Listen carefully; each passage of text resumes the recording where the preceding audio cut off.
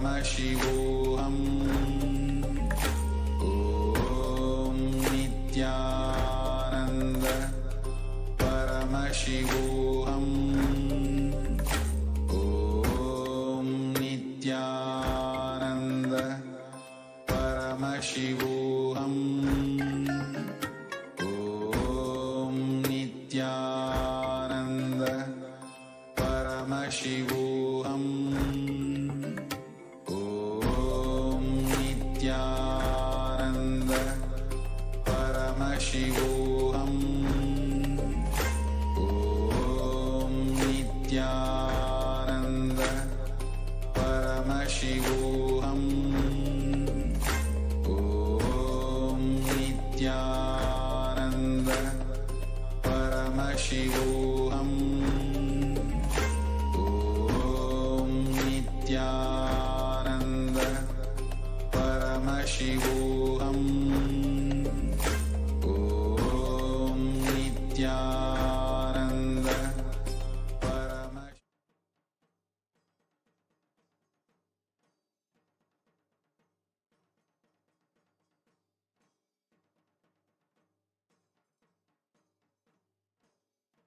Nithyanandam, we welcome all the viewers and devotees to today's session, the first session of today's Paramashivoham program, which is Kailasa's Nithyananda Yoga, where we'll be performing the Dvitiya Vinyasa Krama, the 308 asana sequence, which has been given and blessed by Swamiji for us to manifest the state, space and being of Paramashiva. Now, before we begin this beautiful sequence of asanas, there are a few things that we need to set up, first of which is the Panchapatram and Uddharani. A water pot and a spoon for the ritualistic cleansing. Then, I request all the participants to have the Bhasma, the sacred ash, on the 16 places of your body. And I request all the male bodies to remove your upper cloths, as yoga is a ritual. So, I request all the male bodies to remove your upper cloths. Let's take a few moments to get this ready.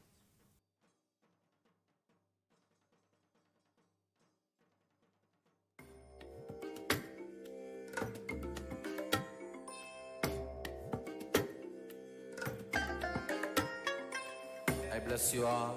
Let you all open all your three eyes and manifest the powers of Mahā Sadashiva. Om Nithyananda Paramashivoham. Om Nithyananda Paramashivoham. Om Nithyananda Paramashivoham. Om Nithyananda Paramashivoham. Om Nithyananda Paramashivoham. Om Nithyananda Paramashivoham. Om Nithyananda Paramashivoham. Om Nithyananda. Yes, now it's time.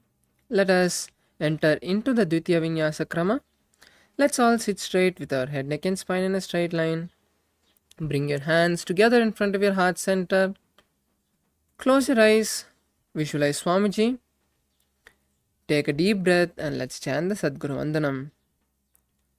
Nithyanandam Paramasukadam Kevalam Jnanamurtim Dvandvatitam Gagana Sadrisham Tattvamasya Ekam Nityam Vimalamachalam Sarvadi Sakshibhutam Bhavatitam Triguna-rahitam Sadgurum Tam Namami.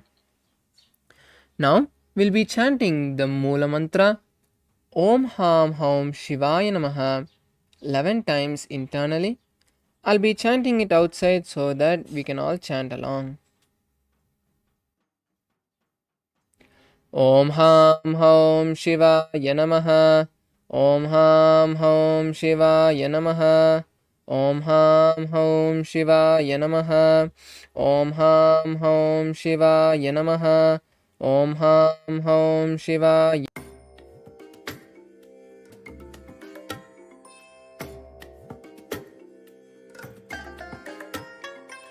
I bless you all.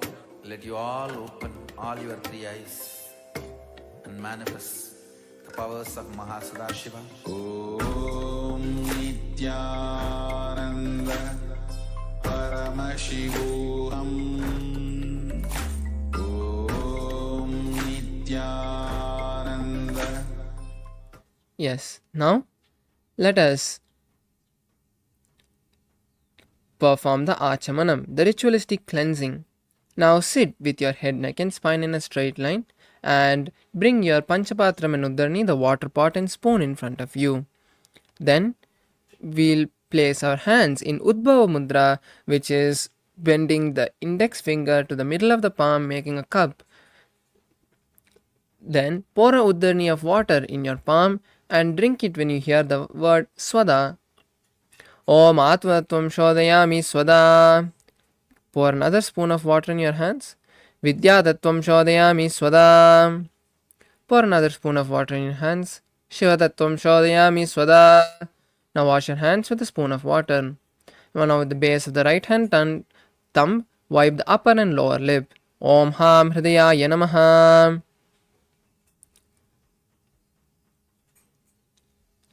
The next is with the index finger, middle and ring, touch above the upper lip and below the lower lip, and with the ring finger and thumb touch the index finger and thumb touch the right nostril, the left nostril, and with the ring finger and thumb touch the right eye, right ear, left ear. Wash the hands with the Uddarni of water. Now, with the little finger and thumb touch the navel, the right chest, the left chest, and with all the fingers touch above the head, the right shoulder, left shoulder, and the heart center. Now, we'll be performing the Sankalpa.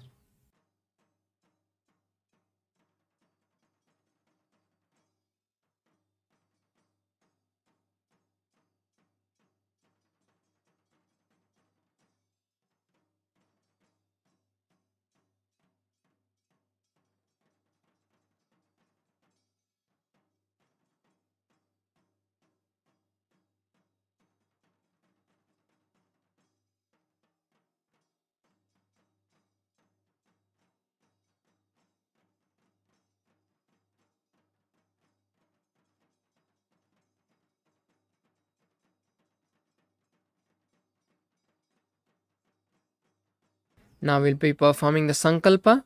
Now place your right hand on your left palm and then place your hands on the right thigh. Now visualize something you want to manifest out of this yoga and let us perform the Sankalpa. Om Mamo Partha Samasta Duridakshayadvara Bhagavat Shri Nithyananda Paramashiva Prityartam Shri Nithyanandeshwari Paramashiva Shakti Sameta Shri Nithyanandeshwara Paramashiva Prityartam Cha Adya Purvokta Evam Guna Visheshana Vishishtayam Asyam Shubhaditao Puranarogya Yukta Dragatra Yogi Sharira Siddhyartam Paramashiva Shakti Avishkarnatam Nithyananda Yoga Abhyasam Karishye Om Apaupasprisya. Now wash your hands with the Uddarni of water and keep the Panchapatram and Uddarni aside.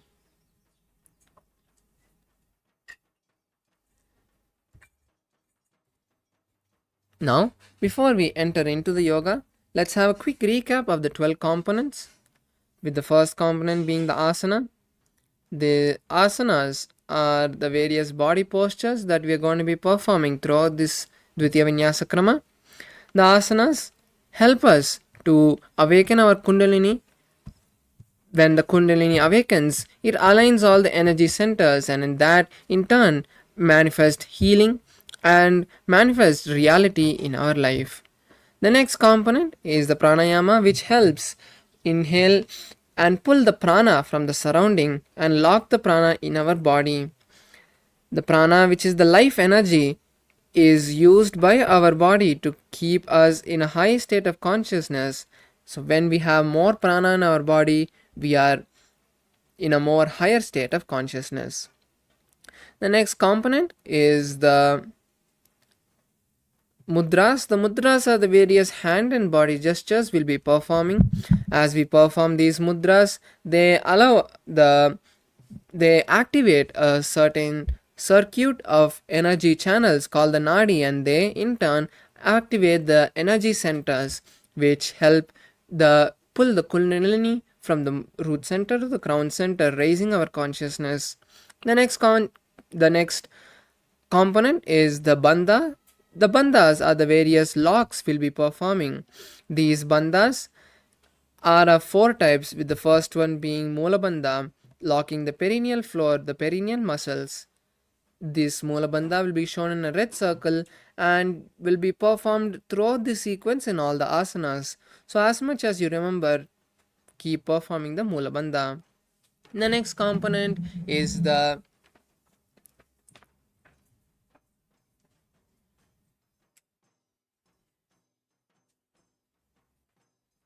next bandha is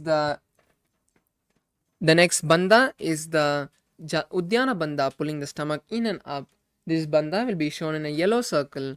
The next bandha is the Jalandhara Bandha, locking the chin to the chest. That will be shown in a blue circle. And finally is the Mahamudra Bandha, which will be shown in a purple circle, where you perform all the three bandhas together, like in this first asana, Sukhasana. The next component is the visualization. The visualization is one of the most important component, as what you visualize during this yoga directly goes into your biomemory. When we perform this Dvitiya Vinyasa Krama, the various visualizations of gods, sages and other spiritual symbols and items make sure that we stay in a high state of consciousness, and only these energized and sacred objects are visualized. The next component is the japa. The japa is the internal chanting of the Mahavakyas given to us by Swamiji. As we chant these Mahavakyas, we stay in a high state of awareness and focus on the yoga, because we stay unclutched, as our mind is on the one thought of the chanting of the Mahavakya. The next asana is the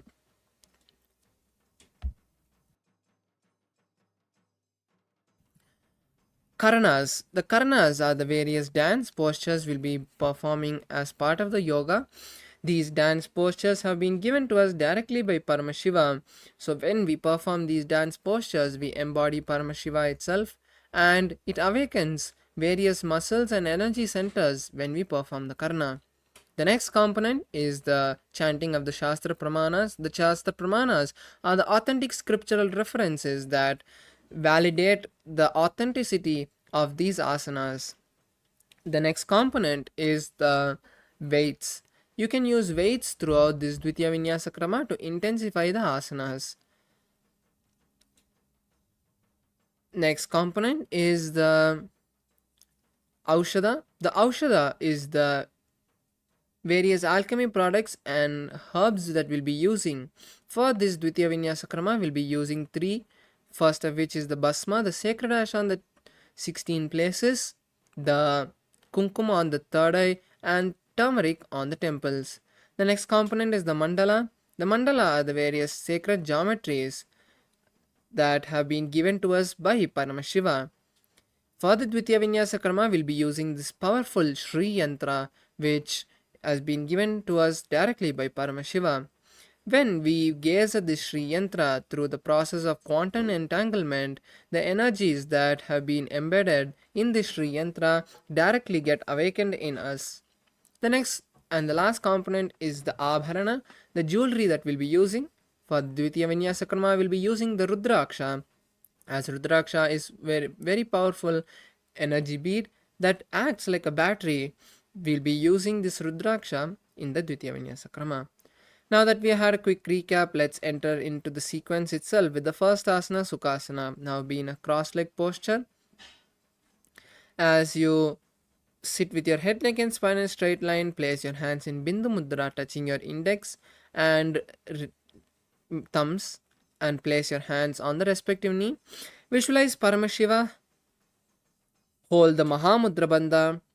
Start performing the Samana Kumbhaka, which is inhaling, holding the breath, visualizing intense fire in your stomach, and then exhaling for the following asanas, and perform the Japa Soham in your inner space. Tatsukhasanamityuktam mashaktastat-samachare-asanam vijitam yena jitam tena jagatrayam. The next asana is Parvatasana. Now come to a seated posture with your legs in a cross leg or in Padmasana. Then bring the hands together in Namaskar Mudra and raise them above the head. Visualize the Mount Kailash and continue to hold the Mahā Mudra Bandha. Atava Kshemaha Deva Parvatasana Mangalam Yat Kritva Sthirarupi Syat Chakradi Vilopanam. The next asana is Halipavasana. Now interlace the hands behind the back and keep the soles of the feet together. Then slowly place the forehead on the ground behind the heels. Visualize Swamiji, gaze at the nose and perform the Mahā Mudra Bandha. Purvediyaho me jano ubhe bhagdali sampurtano pishtipachedo kalyavo dachinakar maghavo. The next asana is Nagi Pavasana. Now raise up and keep the legs in the same posture as you then place the hands near the shins with the palms cupped near the feet. Then lean forward and place the forehead on the heels. Visualize a snake in your inner space, gaze at the nose and perform the Mahā Mudra Bandha. Purabidi pari agane nicho hi kahuni panasyo lagai hath agane dharti lagave pasari do hath ki anjuli kare.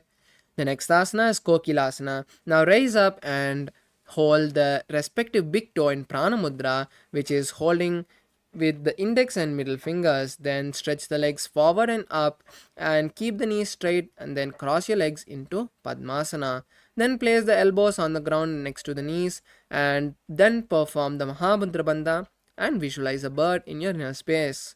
Atanyadasanam vakshe yena siddho bhave naraha akasmad vayu sancharam kokilakyasanena cha.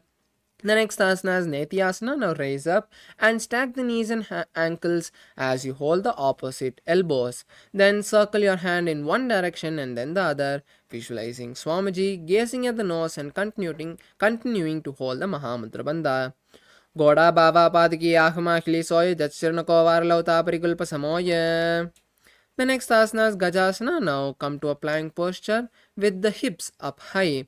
Start scooping the body again and again, visualizing an elephant. Now hold the Moola Bandha and Udyana Bandha and visualize an elephant. Nujjam Padagre Bhoma Kritva Lambi Boyamastakagre Nidaya Nidamba Murda Munnamaya Nabi Laksham Bhomo Nasika Maniya. The next asana is Rikshasana. Now alternate lifting one heel and pressing the opposite heel on the mat. Repeat this again and again as you visualize a bear and perform the Udyana Bandha. Ekam Padamakun Jagadasanam Kuryat Rikshāsanam Bhavati. The next asana is Vaishyasana. Now come to a standing posture and then raise on to the tip of your big toes if possible, or at least on all the toes. Then bring the hands together, placing the index, middle and ring on the heart center in Hridaya Mudra. Visualize Swamiji in inner space and pull the stomach in and up in Udyana Bandha. Keshena Padrigulam Dadvatishte Dadomaka Vaishyavakshe Yatkritva Satyavan Bhavet. The next is Urdhvajanukarana. Now come to a half squatted position as you keep the knees slightly bent, heels touching and the toes pointed out. Bring the hands parallel to the ground in front of the heart center. Now circle your legs and hands simultaneously, taking the hand out and then bringing it to the center and then coming back to the Arai. Repeat this again and again on both the sides.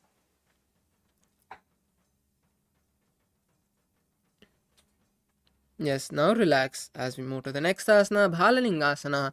Now interlace the fingers from the inside out and then pull one knee towards the chest. Hold the knee with the interlaced fingers and visualize holding a baby as you continue to hold the Mahā Mudra Bandha.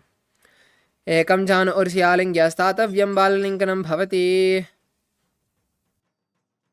The next asana is Padapinasana. Now relax the legs and then pull one leg from the back towards the buttocks and hold it with both the legs, both the hands, Then visualize Swamiji in your inner space and continue to hold the Mahamudra Bandha.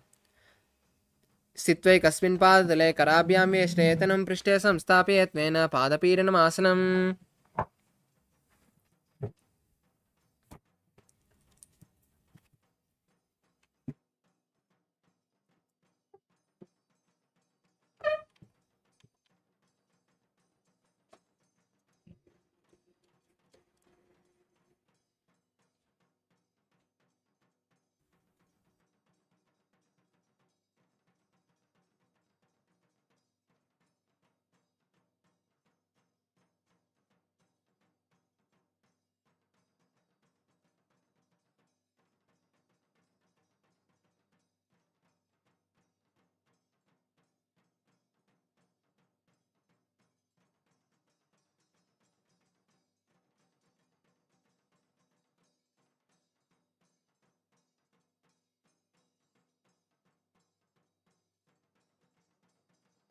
Yes, now we move to the next asana, Natarajasana. Now pull one leg back and then fold it with the respective hand from the inside and then pull it backwards and up. Then lean forward and stretch the hands. Other hand forward and place the fingers in Bindu Mudra touching the index and thumb. Visualize Lord Nataraja in your inner space. Uttana Padam Crown Chancha Maricham Veera Bhadrakam Natarajam Trikonam Cha Suptangushta Prasarane. The next asana is Balalingasana on the opposite side. Now interlace the hands from the inside out in Sarva Shankari Mudra and pull one knee towards the chest and hold the raised knee with both the hands. Visualize holding a baby and perform the Mahamudra Bandha. Ekam jar osyalinga satavyam bhalalinganam bhavati. The next asana is Padapidnasana on the opposite side. Now pull the one leg towards the buttocks and hold it with both the hands. Visualize Swamiji and continue to hold the Mahamudra Bandha. स्थित्वैकस्मिन् पादतले कराभ्यां वेष्टयेतनं पृष्ठे संस्थापयत्नेन पादपीडनमासनम्. The next asana is Natarajasana. Now pull one leg from the inside and pull it backwards and up. As you lean forward, stretch the opposite hand forward, placing the finger in Bindu Mudra. Visualize Swamiji in your inner space and hold the Mula Bandha. Uttana Padam Crown Chancha Maricham Veera Bhadrakam Natarajam Trikonam Cha Suptangushta Prasarane. Now we'll be performing the second karna, which is the Ardharechita karna. Now come back to the half squatting posture with the knees slightly bent, heels touching and toes pointed out. Bring both the hands parallel to the ground in front of the heart center and cross one leg behind the other, keeping the toe on the ground and the heel up. Then with the respective hand, start making a pendulum motion, swinging the hand backward and forth gracefully a few times. Then place the palm on the nose and then repeat this on the opposite side.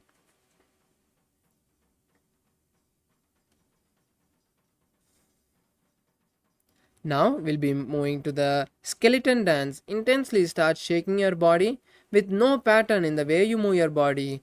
Just visualize you are a complete structure of bones and all the laziness, tiredness and boredom is leaving your system, with Swamiji intensely filling it with the Paramashiva.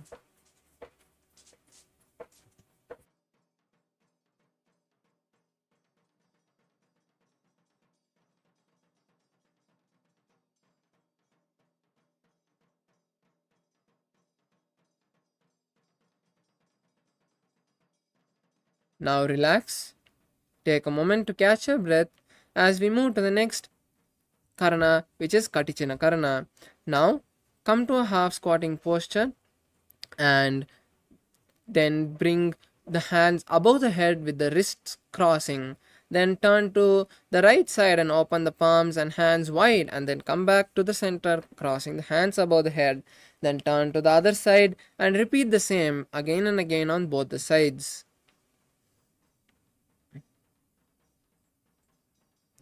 Yes, now we move to the next asana, Tadasana. Now come to a standing posture as you stand on the tip of the toes and raise your hands above your head with the palms facing each other. Visualize Swamiji in your inner space and visualize a palm tree in your inner space. Perform the Mahamudra Bandha and hold the japa Soham in your inner space. Mahamudra Bhadrakono Tadasana Vibhedakan Vinotanam Sada Kuryat Antarvatni Patipriya. The next asana is Uttanasana. Now lean forward and down as you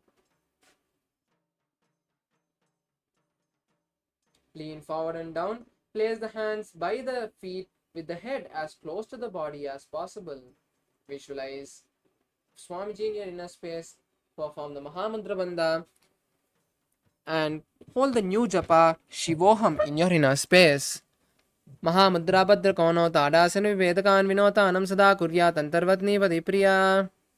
Next asana is Tarakshvasana. Now come to a plank posture and keep the hands shoulder width apart with the chin tucked to the chest in Jalandhara Bandha. Turn your head from side to side and visualize Swamiji in your inner space. Gajasana Vastitva Mastakam Varam Varam Dakshina Kuksham Savya Kuksham Naye Tarakshvasanam Bhavati. The next asana is Bhujangasana as you slowly lean forward and down onto the mat on your stomach and keep the hands by your chest. Then raise the upper body with the strength of the lower back and open your mouth wide and inhale through the hollow of the mouth and then exhale through the nose in Bhujangini Mudra.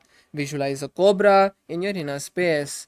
Angushthanavi paryantam adobhuma vininniset karambhyam chidran dhrita udashisha panivahi. The next asana is Shashasana. Now raise up into a plank posture and alternate bringing one knee to the chest again and again. Visualize Swamiji and start performing the Saja Kumbhaka, which is inhaling, holding the breath and exhaling comfortably. Gajasana samstado janadvayam akuncha varam varam kartavyam shashasanam bhavati. The next asana is Ratasana. Now place one foot between the hands and alternate switching the feet again and again as you visualize a chariot. Gajasana samstado ekaikam padam puro margena bhrametva kartavyam Ratasanam bhavati.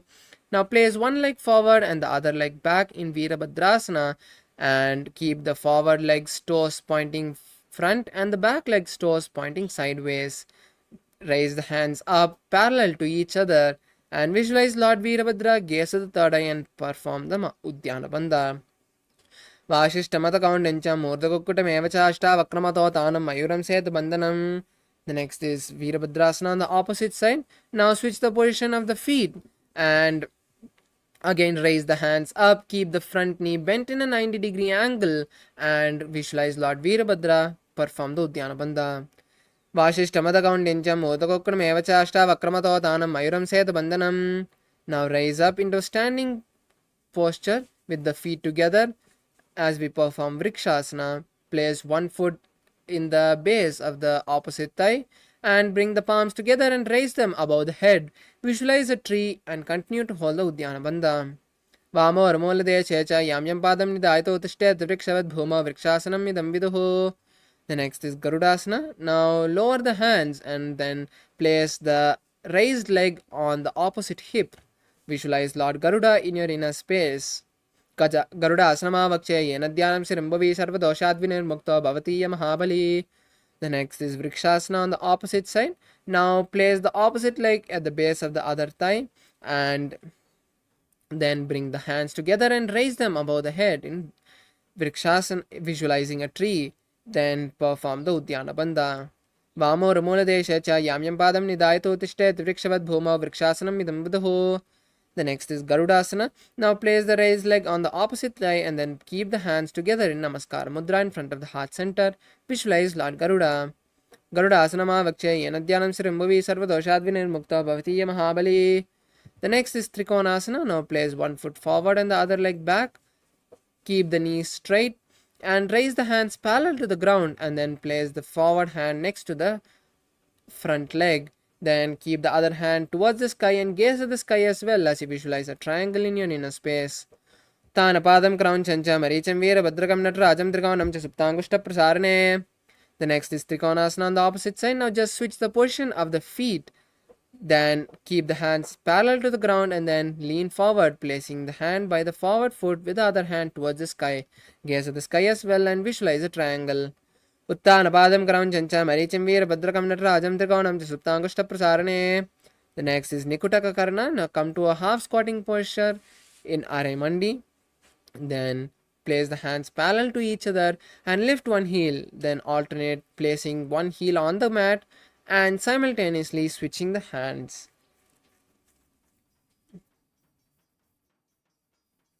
relax. Now we move to the next asana, Angushtasana. Now squat on your heels and keep the knees together and hands together in front of the heart center. Visualize Swamiji and start performing the Brahmari Kumbhaka of the following asanas, which is inhaling and exhaling, making a buzzing sound like a bee. Visualize Swamiji in your inner space. Kabandha asanamityāhu gorakshāsnam evacha angushtamushtikam yayam brahmaprasaditam tata. The next is Saurasana. Now stretch one leg forward and keep the hands by the side with the palms facing forward. Visualize Swamiji in your inner space. Prasarekam bhatalam samstapyatveka padakam. The next is Vidhunanasana. Now keeping the legs in the same posture, lean forward and hold the stretched legs, big toe with the respective hand in Prana Mudra, and hold the back leg's heel with the respective hand. Visualize Swamiji in your inner space and hold the new japa Sadashivoham in your inner space. Gulpastito padamekam prasarya tatpadakam samsaya tatkarena gulpam chanyam dharya tatkarena dhunam pitam chabise chobayatra. The next asana is Saurasana on the opposite side. Now pull this foot inside and stretch the other foot forward. Keep the hands by the side with the palms facing forward in Varamudra. Visualize Swamiji. Prasarekam patalam samstapyatveka padakam. The next is Vidurvanasana on the opposite side. Now hold the stretch forward leg with the respective hand in Prana Mudra and hold the back leg heel with the respective hand. Visualize Swamiji. Kulpastito padamekam prasarya tatpadakam samsaya tatkarena. Now we move to Brahmajarunkashasana. Now bring both the feet back under and sit on both the heels with the knees wide apart. Place the back of the hands on the respective thigh. Tuck the chin to the chest and gaze at the floor. Visualize Swamiji in your inner space. Do panapani hoy vese edi do goda nivese korpakadalya ki mahili aisamahera semili. The next is Kapilasana.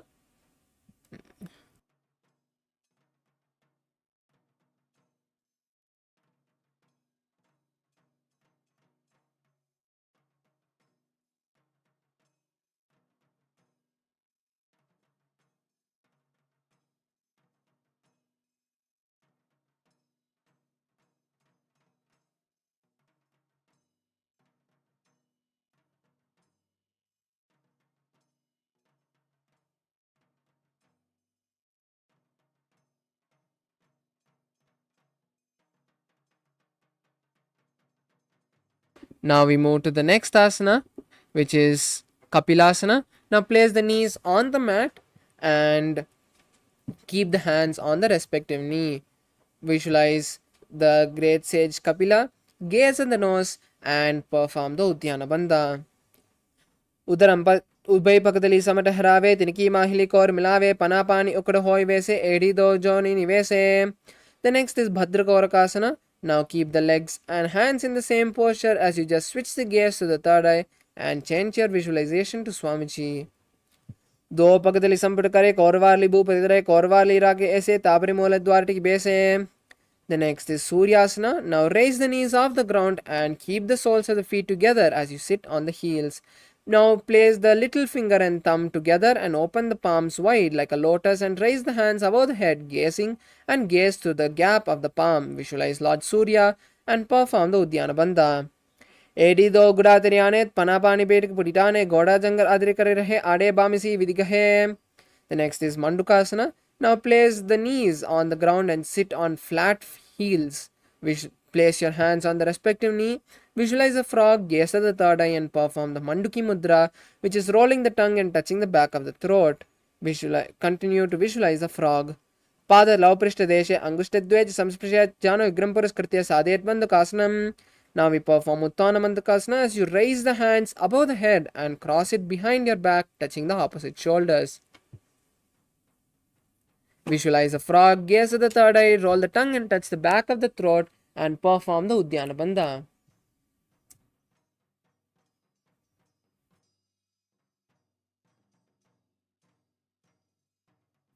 Mandukasana Madhyastam Kurparabhyam Sharamdritaha Edat Bhekavaduttanam Metaduttanam Mandukam. The next is Simhasana. Now cross your ankles and sit on your heels. Then place your hands on the respective knee and visualize a lion and gaze at the nose. Now stick your tongue out and exhale forcefully. Dakshinam savyagulpena dakshinetram hasto janva samstapya swangulisha prasaricha.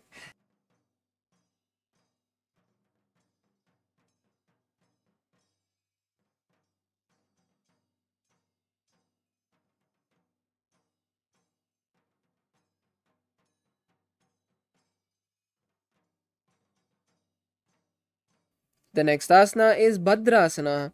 Now, uncross your ankles and sit on your flat heels. Then, cross your hands behind the back and hold the opposite big toes in Prana Mudra. Tuck your chin to the chest in Jalandhar Bandha. Gaze to the nose and visualize Swamiji. Kulpam Chavrishna Syado Yukramena Samahida Padang Gustokarabhyam Chadrita Japista Deshataha. The next asana is Kakabusandhyasana. Now, come to a squatting posture as you keep both the feet together flat on the mat. Now from the inside, wrap your knees around and interlace your fingers behind the back. Visualize a crow, gaze at the nose. Pratame vesa ugadrane, don haat pigam vich ane, tinki modin nalya parilave, pishtipache kankasi karave. The next asana is Kani Pavasana. Now place your hands on the mat, shoulder width apart, and place the knees on the back of the hands near the armpits. Then slowly lean forward and lift the knees off the mat as you visualize Swamiji in your inner space. Asana ko gunasi dista hoyi to achi hoyi. The next is Kapalyasana.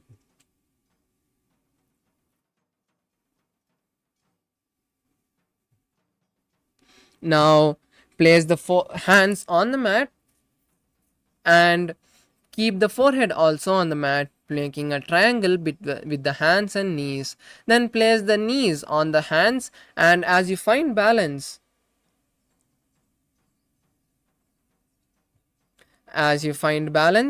then raise your legs up and straighten the knees as you find balance. Balance and visualize Swamiji, gaze at the nose. Shishi shisha dati teki bhagdavamira ucha kukare. Okay. Cherry, I'm showing the preview over here. Live is not here. This Jnanamaya wants to see Vishoka more clearly. So I'm showing the preview over there. Okay. Show live itself. Huh? Okay, can you see Vishoka now?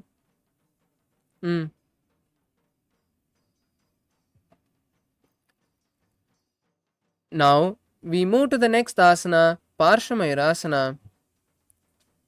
Now, come to a squatting posture and keep the hands on one side of the body. Then align the elbows and hips to one side, and then lean onto the hands, stretching the legs to the opposite side. Visualize a peacock and gaze at the third eye. Mayuram dandavat kuryat, Mayuram danda namakam kuryan, Mayuram parshabhyam, Mayura parsha namakam. The next is Parshamayurasana on the opposite side. Now again come back to the squatting posture and place the hands on the opposite side of the body, aligning the hands to the hips and knees. Then lean onto the hands and stretch the legs to one side of the body, visualizing a peacock and gazing at the third eye. Mayuram dandavat kuryan, Mayuram danda namakam kuryan, Mayuram parshabhyam, Mayura parsha namakam. The next asana is Bhairagnathasana. Now, from this asana, we'll be performing the Rechaka Kumbhaka for the following asanas, which is completely exhaling, holding the lungs empty comfortably, and then inhaling. Now, place one foot between the palms with the knee outside of the hands. Visualize Lord Kalabhairava and gaze at the third eye.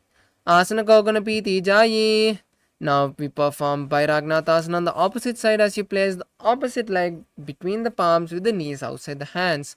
Bring your hips forward and keep the knees off the ground as you visualize Lord Kalabhairava and gaze at the third eye. Asana Koganapiti Jayi. The next is Unmukha Pitasana. Now come back to a tall plank posture as you place the forearms on the mat. Keep the hips up high, visualize Swamiji and gaze at the third eye. Bonyastau Jani Hastau Chatushpada Vanmukam Utta Pitangri Glat Chatushpada Viruka. Now come to a tall plank posture again as we perform Vashishtasana on one side, Roll onto one arm and place the opposite arm straight towards the sky. Gaze at the sky as well and visualize the great sage Vashishta. Urdu Kukkuda Vashishta Marichahala Matchakam Parivrittam Chodarasya Vividam Dharnarasanam. Now we'll perform Vashishtasana on the opposite side as you roll onto the other arm and keep the opposite arm towards the sky. Gaze at the sky as well and visualize the great sage Vashishta. Urdu Kukkuda Vashishta Marichahala Matchakam Parivrittam Chodarasya Vividam Dharnarasanam. Now we'll perform Anjani Asana. Come to a seated posture with your hands tucked under your buttocks. Keep the toes pointed up and visualize Lord Hanuman. Tuck the chin to the chest in Jalandhara Bandha and gaze at the nose. दो करा की ube हथेली कौरवारली मेले भेली सो आगाने भूपरिदासे आगा में अंगुली मिरासे. The next is Pachimatanasana. Now lean forward and down, placing the forehead on the knees.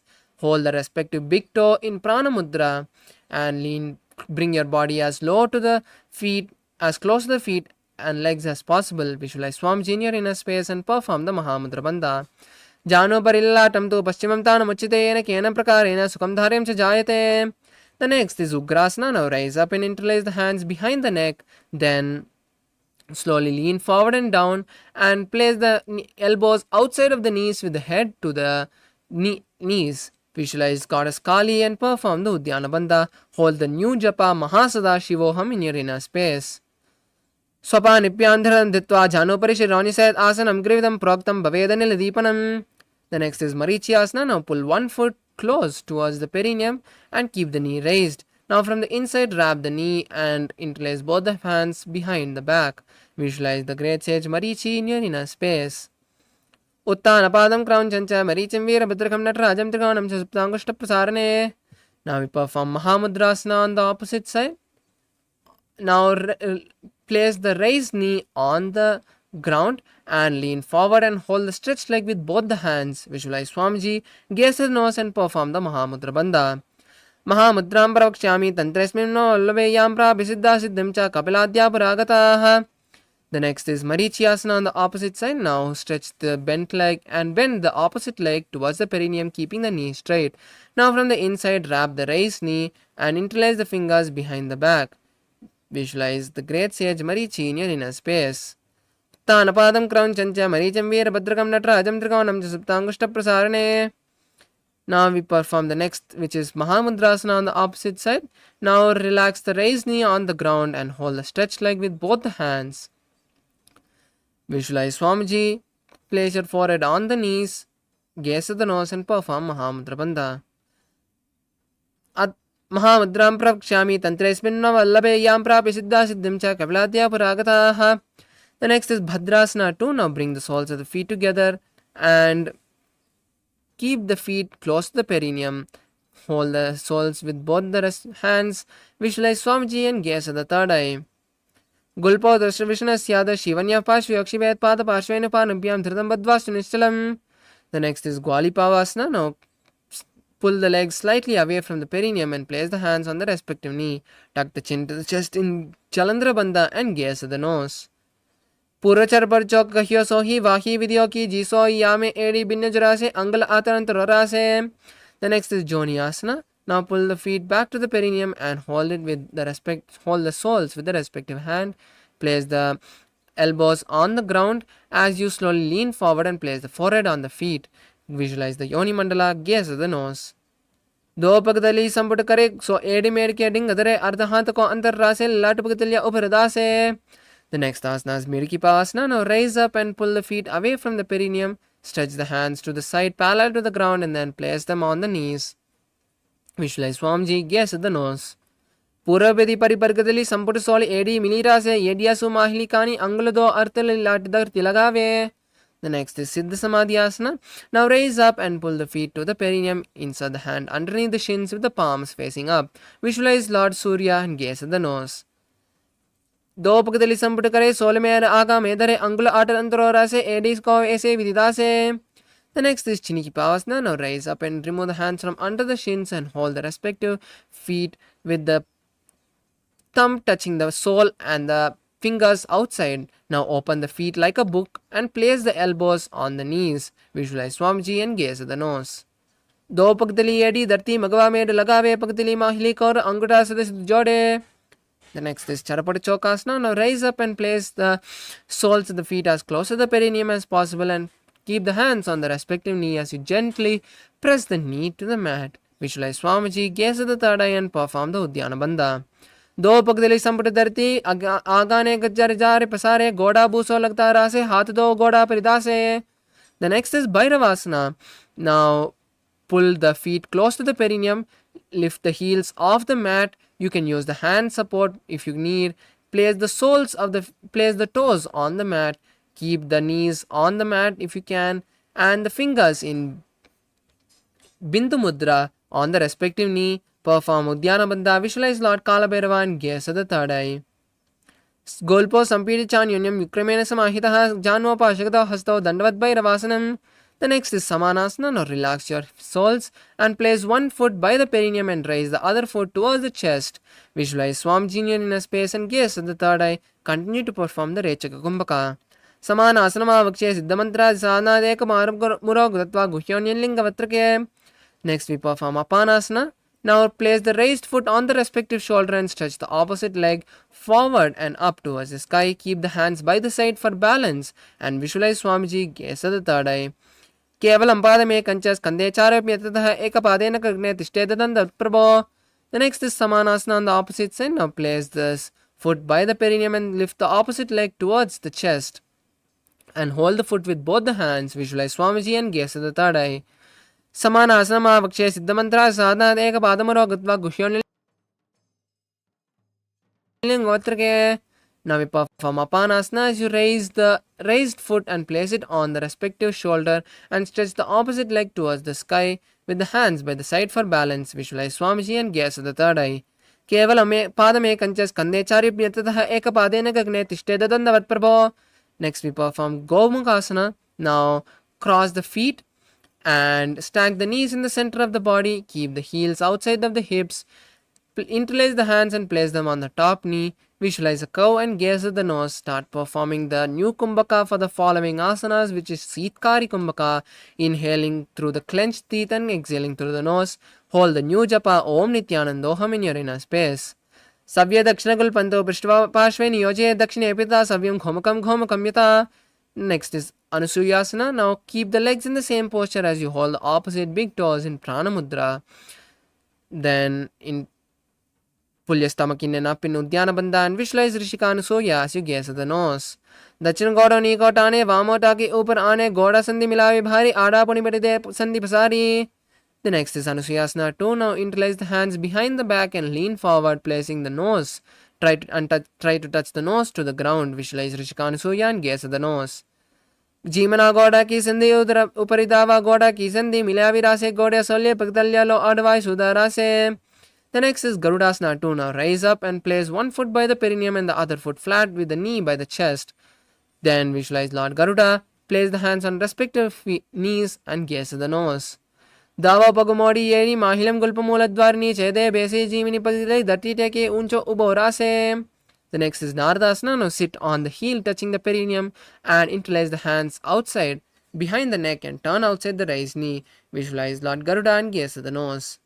Pishtijama Pagdali Keri Bubrida Hilaga Veperi Goda Subopano He Joy Dajapasitira Sesoyi. The next is Matsyapitakasana. Now place the heel you're sitting on the opposite knee and keep the other knee raised.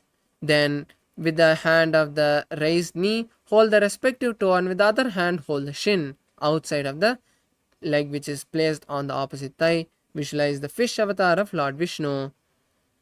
Vamen Vamangushtando Grihitam Matsyapitakam Yoni Vamen Sampidya Medharupadakshunam. Next we perform Gomukhasana on the opposite side as you again stack the feet, crossing them and keeping the heels outside of the hips. Interlace the hands and place them on the top knee and visualize the face of a cow, gaze at the nose. Savya Dakshinagul Panto Prishtapashve Niyoje Dakshine Pita Savyam Ghomakam Ghomakam Yatha.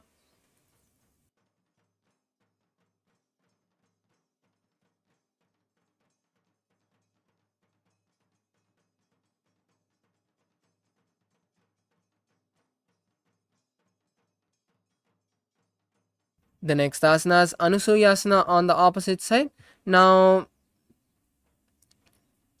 hold the opposite big toe in Prana Mudra and perform the Uddiyana Bandha. Visualize Rishika Anusuya in your inner space. दक्षिण गौड़ नीकोट आने वामोट आगे ऊपर आने गौड़ा संधि मिलावे भारी आड़ा पुनि पड़ी दे संधि पसारी. The next is Anusuyasana 2. Now interlace the fingers behind the back and lean forward and down, placing the forehead on the knees with the nose and try to touch the nose to the ground. Visualize Rishika Anusuya and gaze at the nose. जीवना गौड़ा की संधि ऊपरी दावा गौड़ा संधि मिलावे भारी रासे गौड़ा से ले पकतल्या लो आडवाय सुदारा से. The next is Garudasana 2. Now raise up and place one foot by the perineum and place the other foot outside of this foot with the feet flat and the knee by the chest. Place the hands on respective knee and visualize Lord Garuda, gaze at the nose. Dava Pagmodi Yedi Mahilam Gulpa Muladvarni Chede Bese Jimani Pagdalis Darti Teke Goda Uncha Obarase. The next is Naradasana. Now sit on the heel which is touching the perineum and interlace the fingers behind the neck and turn outside of the raised knee. Visualize the great sage Narada and gaze at the third eye. Pishtijuva Bhakti Keri Buprita Hilaga Veberi Goda Sauda Pano Hejoi Pajatishpachitira Sesoi. The next is Matsya Pitakasana. Now place the heel you're sitting on the opposite thigh and keep the opposite thigh raised. Then with the respective hand of the leg which is on the opposite thigh, hold the opposite shin and with the other hand hold the respective big toe.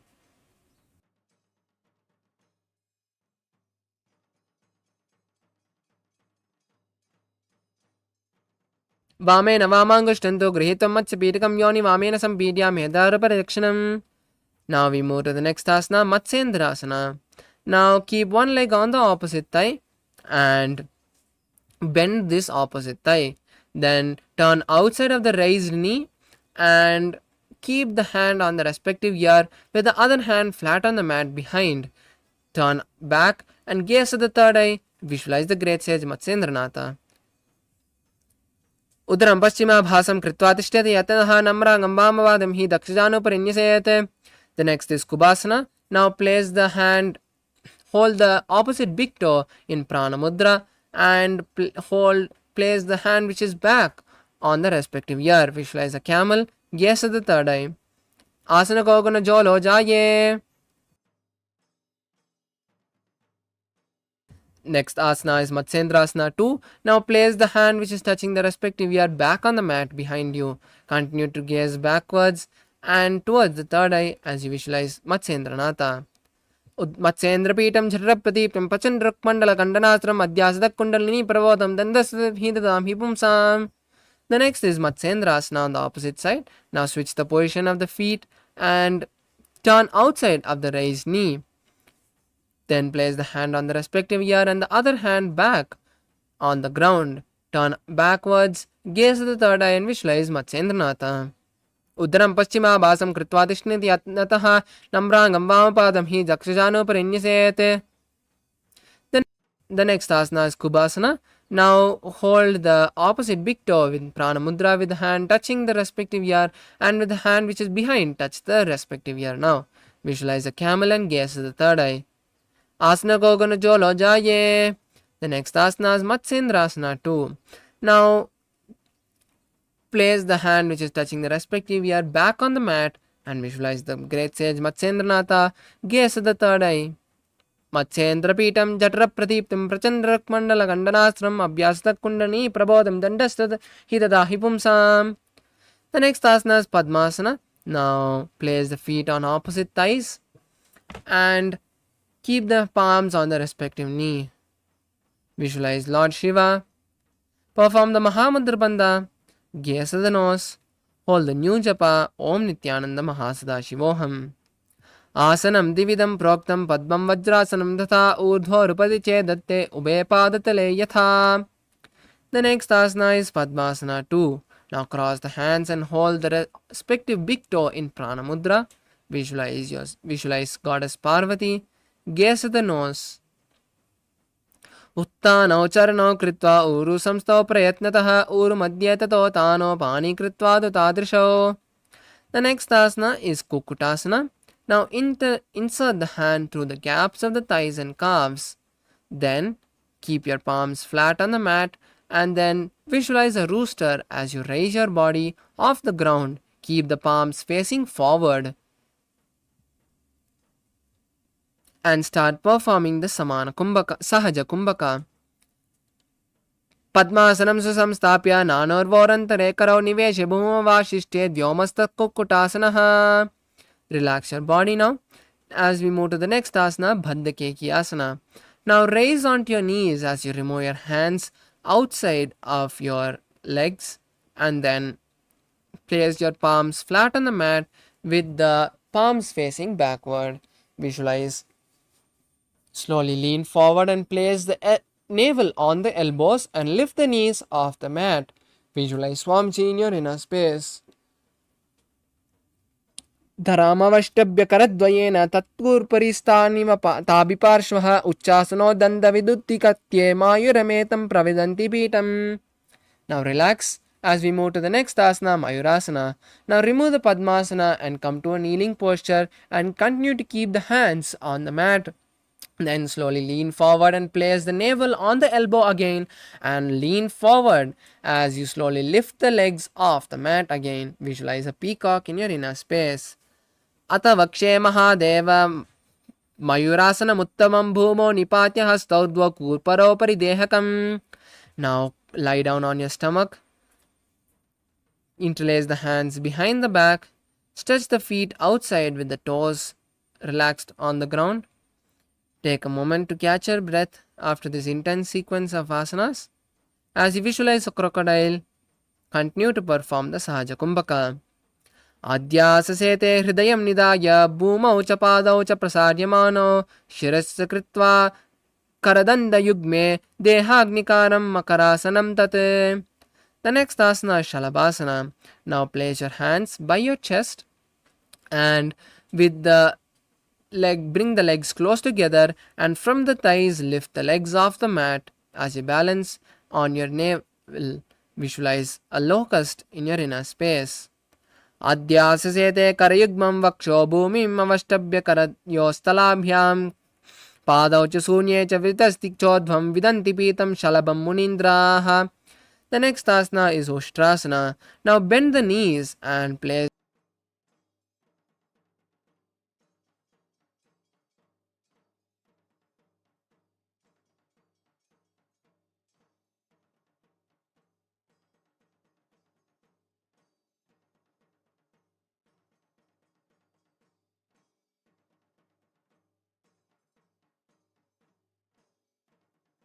the Ushtrasana.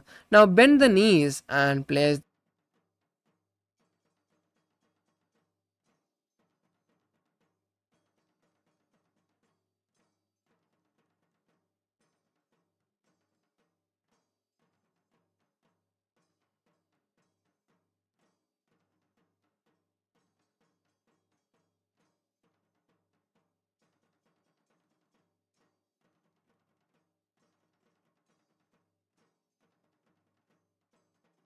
the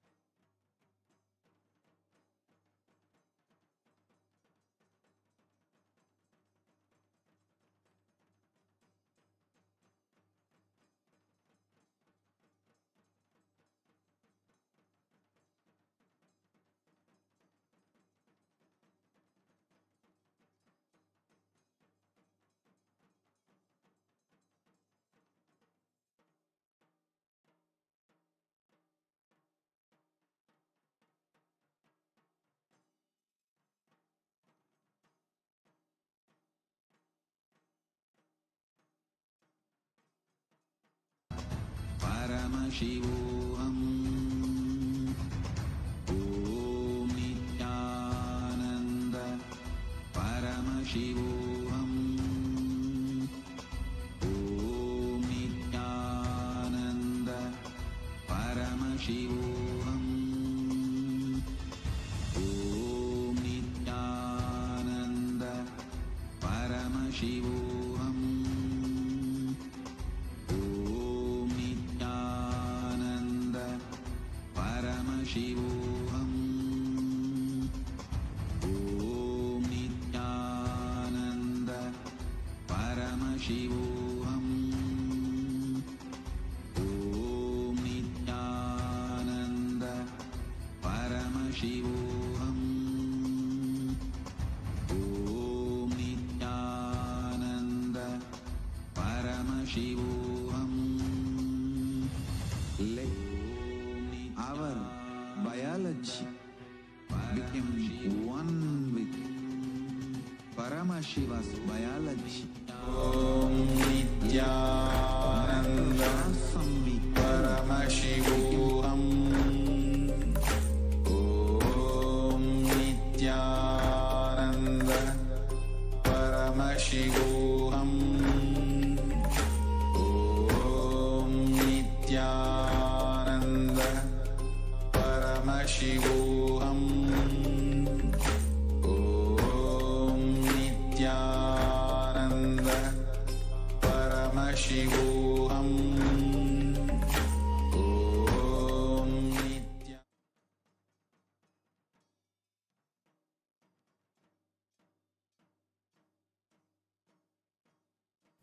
Sorry for the technical glitch.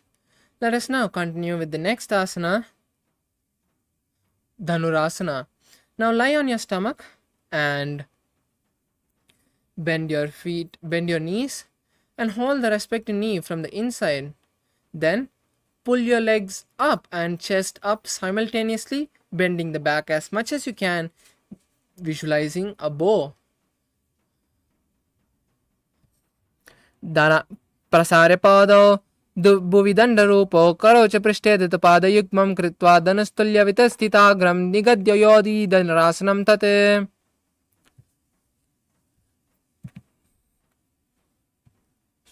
What is this?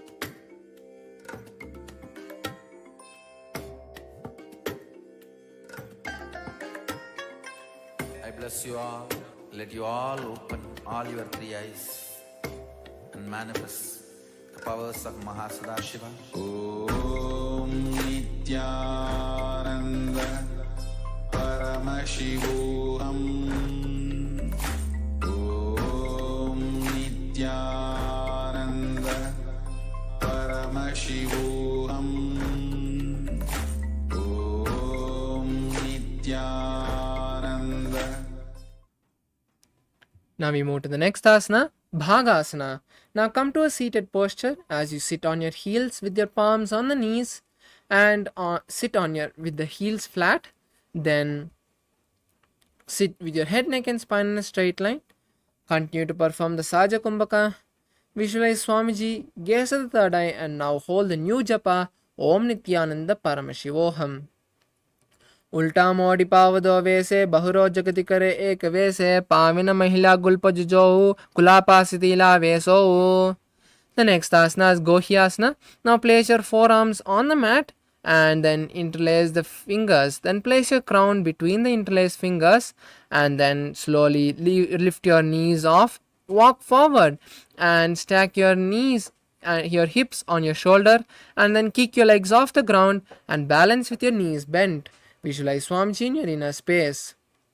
दो हाथ की कहुनी जोई पुनिह कराले जाड़े दो पिष्टि अंगुली की पुनि जानो ए सबले बुपरिटानो. The next asana is Shirsasana. Now slowly stretch your legs up and straighten your knees. Visualize Swamiji in your inner space. Gaze at the nose. Viparitam mandalam cha dvaiva viditam hinaha dandasanam diva proktam viparitopaveshane. Now relax down. As we move to the next asana, Podhyasana. From this asana, we'll be performing the Bhastrika Kumbhaka, which is intense pranayama where you'll be exhaling intensely, continuously. Now come to a seated posture and place your hands behind your calves. Then stretch the legs up and straighten the knees. Bring the knees as close to the forehead as possible and balance on your back as you visualize Swamiji in your inner space. दो हाथ की बहुरी आने गोड़ा तरे Kong सीटाने अंगुष्ठ पिंडली लगता दरे चरण ube आसा दिशि करे. The next asana is Parigasana. Now relax your feet on the mat and then cross your hands behind the back and touch the opposite shoulder. Then lift the legs off the ground into a 45-degree angle. Visualize a mace and gaze at the third eye. उत्तानं शयनं कृत्वा पादौ मिलित्वा प्रसाद्य निदम्बं भूमौ स्पृश्य हस्ताभ्यां कन्द्रां बद्ध्वा. The next asana is Naukasana. Now relax the feet on the ground and then stretch the hands parallel to the ground or place the forearms on the mat next to you. Then stretch the legs again into a 45-degree angle and visualize yourself as a boat and gaze at the third eye.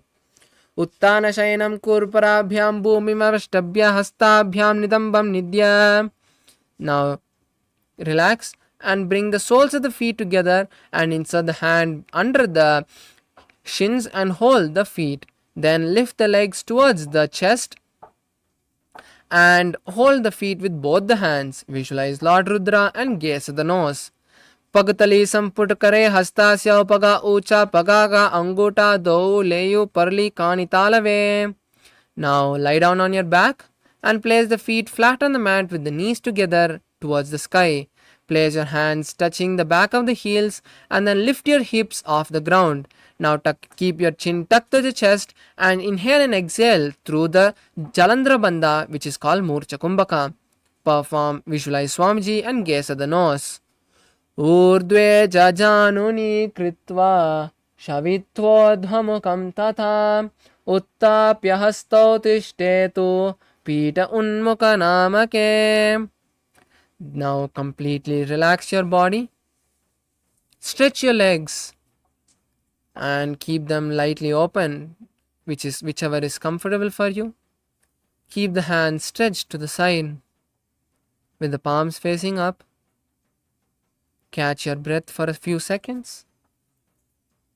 Then slowly slow it down. Completely unclutch from your body. Relax all the muscles from the leg to the head. Visualize Swamiji pulling the Kundalini from your root center to the crown center in Shakti Chalana Mudra. Atashavasanam Uttanam Shavavad Bhumau Shayanam Tu Shavasanam Shavasanam Shrantiharam Chitta Vishranti Karanam.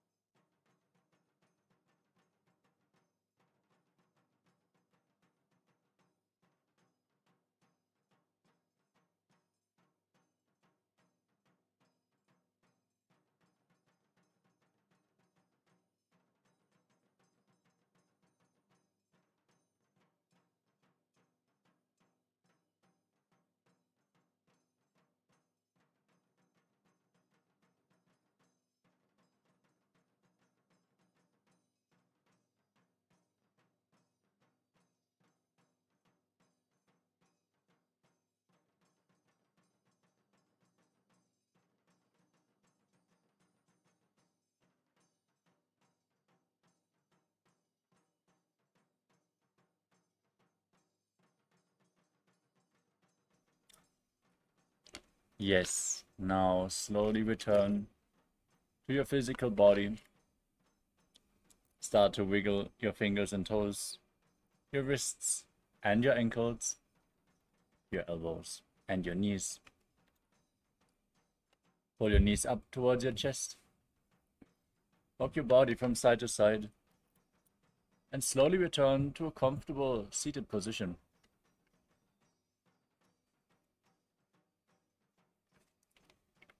Congratulations, you completed the Pratama Vinyasa Krama, the first 108 asanas of this sequence. Now we are going to continue the Ditya Vinyasa Krama with the next asana of the sequence, which is Yathasanishthasana. Now sit in a posture that brings ease to your physical and mental space. Any comfortable position is good. Just place your hands on top of the knees in Bindu Mudra with index and thumbs together. Visualize Swamiji in your inner space. Breathe in Samana Kumbhaka. Fill your stomach with prana and visualize a flame rising up your spine. Form the Mula Bandha and internally chant Om Nithyananda Paramashivoham as you visualize Swamiji in your inner space. Paryankam tat samakyatam yata samstam yata astitihi.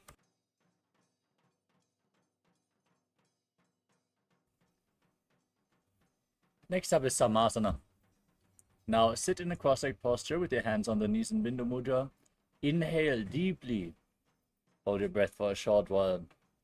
Then exhale deeply. Keep inhaling and exhaling deeply as you visualize Swamiji in your inner space.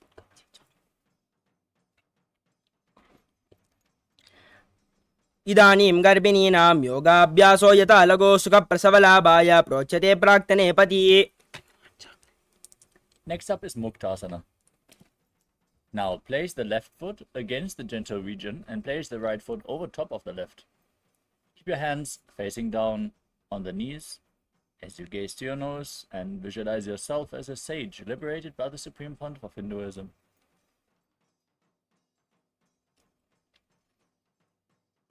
Nipidya sivanim sokshmam dakshinetrata gulpataha vamam yamyena gulpena muktasanamidam bhavet. Next up is Siddhasana. Maintain the same posture. Sit your gaze to your third eye and visualize Swamiji. Sthanuh mitendriyo chaladrisha pashyan bhruvorantaram chaitan moksha kabata bedajanakam siddhasanam prochyate.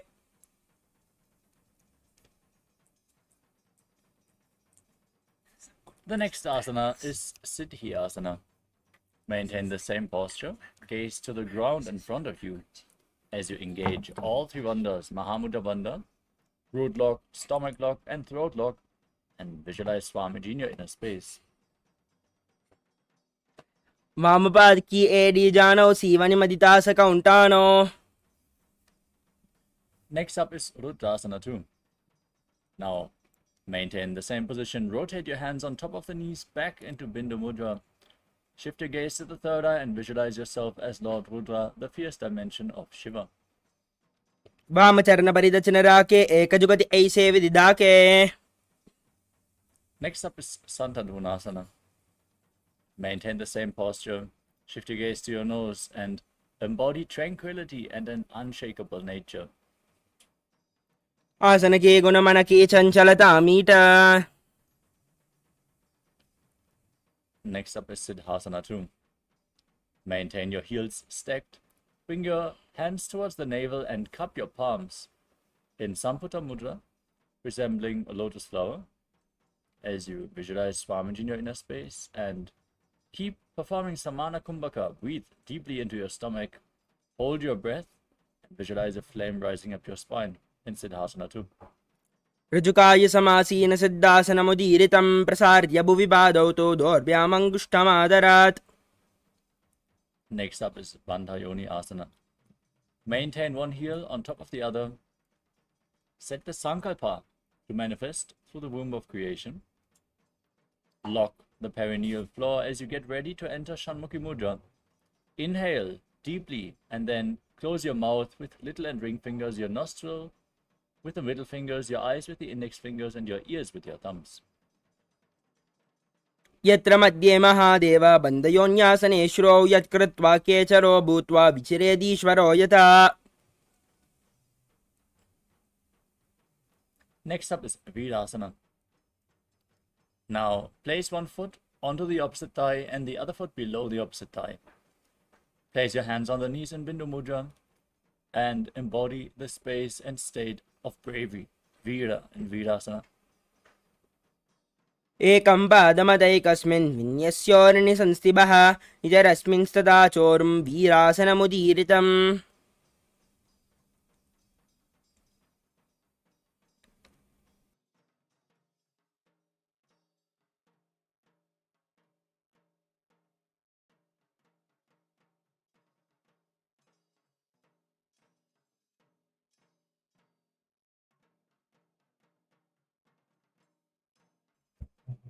The next asana is Valmikasana. Now maintain the same posture. Place your hands on the knees in Bindu Mudra, gaze up towards your third eye, and visualize the great sage Valmiki, poet and author of Ramayana. दावा पगा की पगतली पुनि एड़े है Zoya.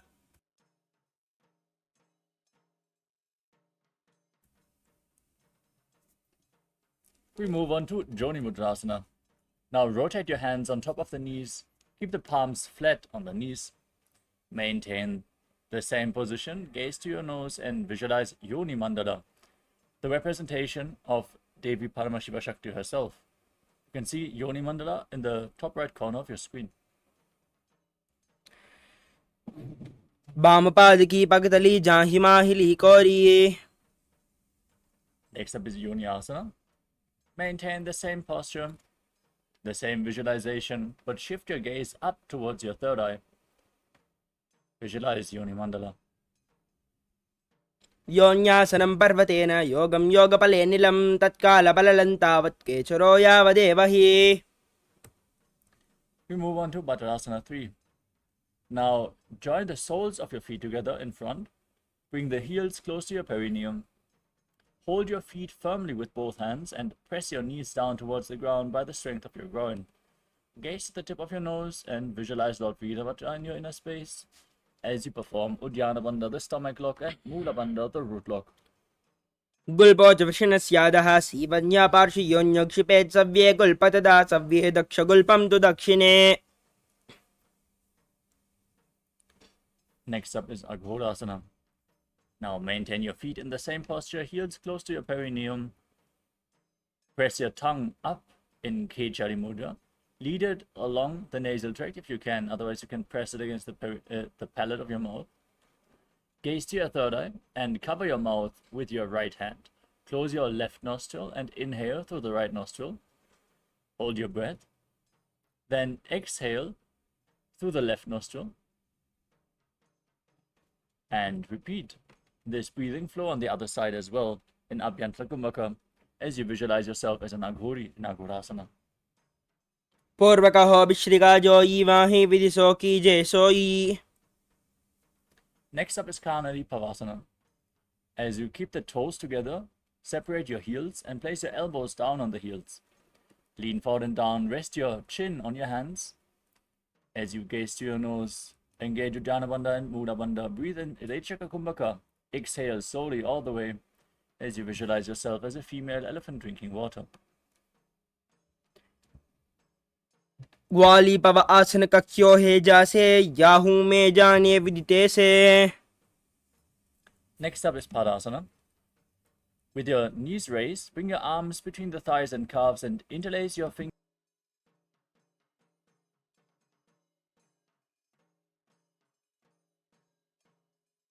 in front in Parashamudra. Gaze to your nose and visualize Swamiji in your inner space. ततोर्ध्वं रेचयेद् वायुं मृडनिश्वास संयुतम्. We move on to Gopi Chandasana. Now interlock your fingers around the feet and pull your feet up towards your chest with your chin resting on your hands as you gaze to your nose and embody the state and space of a king in Gopi Chandasana. पूरब विजिबरि पगा का अंगूठा का ताकू पाराशे. Next up is Udarasana. Keeping the soles of the feet together, bring your arms below the shins and interlock your fingers around the feet. Now raise your feet up Against your chest, rest your chin on the soles of your feet as you gaze to your nose and visualize your body free from any defects.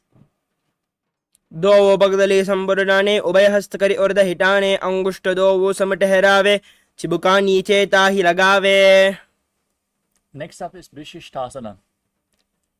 As you sit in this position, raise your feet even higher, bring them in front of your face. Keep the interlocked fingers in front of your forehead as you visualize yourself excelling in everything. दोवों पगदली जोड़ी संबोध करे. The next asana is Bhujasana. Now raise your legs and bring your arms below the knees. Bend them upwards and interlock the fingers behind your neck. Now visualize yourself as a cobra as you keep breathing in Hrichaka Kumbhaka. शीर्षासनं तु विज्ञेयं काक्षासनमतः परं ग्रीवासनं च परमं भुजासनमिहोचयेत्. Next up is Kalyanasana.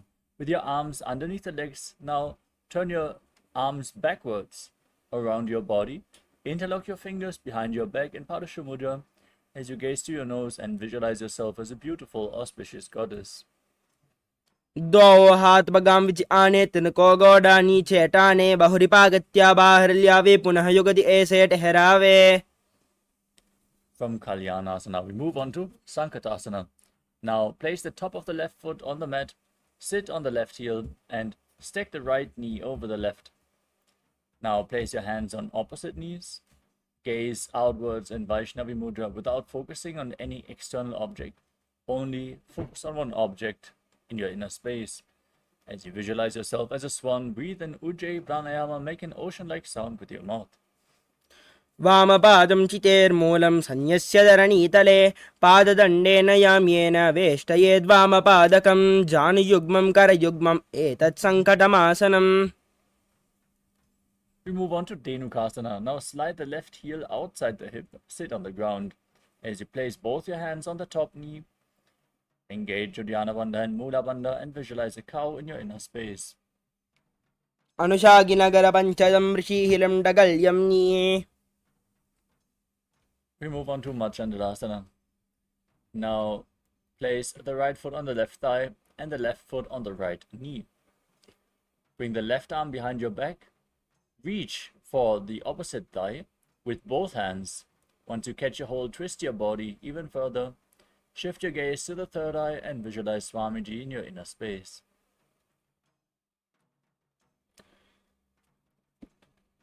वामजङ्गपरदचनटाने वामहस्तपिष्टे दिश आने बहुरौ दक्षिण पाद है जो ईता की नलिजूपकरे सोई वामचरण ऐसे करे दक्षिण गोड़ा उपरि धरे बहुरौ दक्षिण हस्त है जो ई वामजंग पर आने सोई.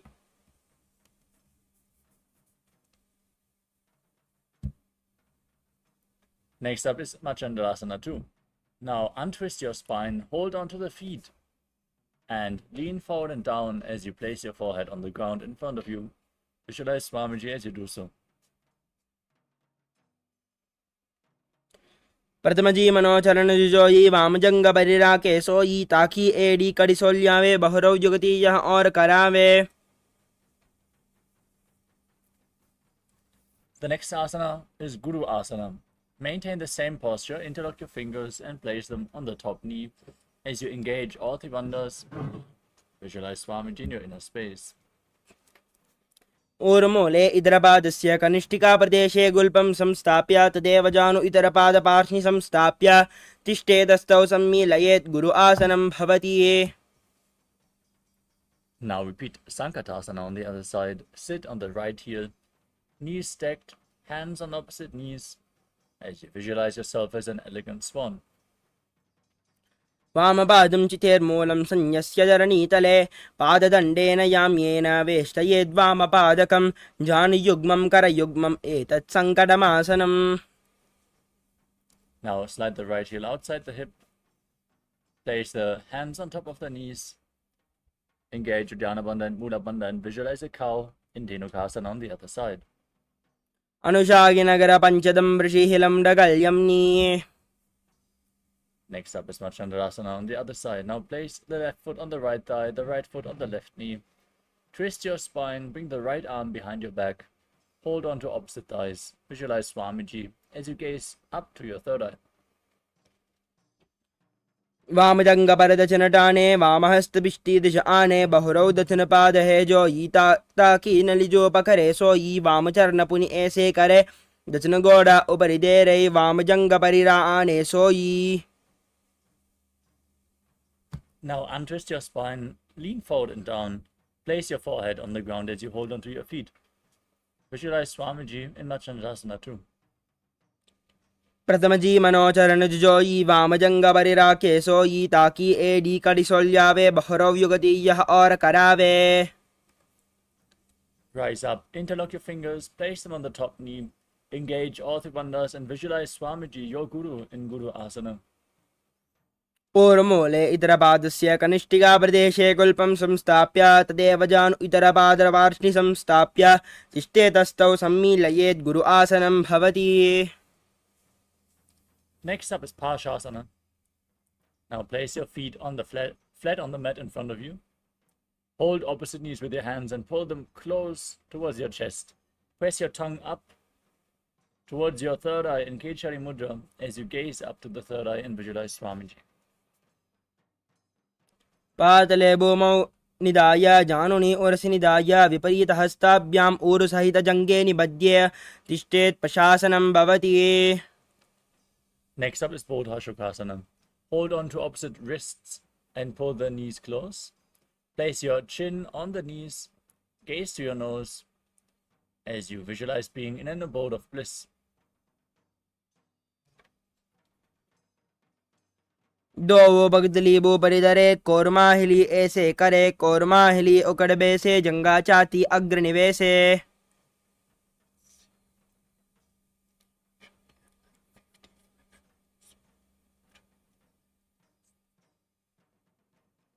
Next up is Kurakatasana. Now, from the same position, bring your arms underneath the knees. Hold on to opposite elbows. Press your tongue up, gaze to your nose, and visualize Swamiji in your inner space. दो हाथ bug बाहर लियावे गोड़ा नीचे ले ठहरावे आम्हा जाम्हा ऐसे करे आपस में कोह निपकरे. We move on to Sumati Asana. Hold on to the elbows, cross the right ankle over the left, toes pointing upwards, gaze to your nose, and visualize the great sage and Maharishi Sumati in Sumati Asana. मूलद्वार धरती परिणाने दावा पग बरदच पद आने दाई पाकती कोले आवे हाथ एक अंतर ठहरावे. We move on to Dandasana. Now extend your legs forward, raise your arms straight, and interlock your fingers with the wrists pointing outwards. As you gaze to your nose, visualize Swamiji and engage all three bandhas, Mahamudra Bandha, in Dandasana. इदानीं गर्भिणीनां योगाभ्यासो यथा लगो सुखप्रसवलाभाय प्रोच्यते प्राक्तने पति. Next up is Arambhasana. As you keep your legs extended, lean forward and down, hold on to the big toes in Prana Mudra. Bring your head as low as you can and start performing Nadi Shodhana without the support of your hands. Inhale through the one nostril and exhale through the other, alternatingly again and again, cleaning your nadis as you visualize Swamiji in your inner space. दो पग मिलिवा बसारी पगा का अंगोटा पगडेल लाड गोड़ा लगावे. Next up is Bidukasana. Now, sit with your legs straight and extend your knees slightly upwards. Bring some distance between your feet and lean forward as you bring your arms below the shins, palms, holding the feet from the outside. As you bring your head as low as you can, gaze to your third eye and visualize Swamiji in your inner space.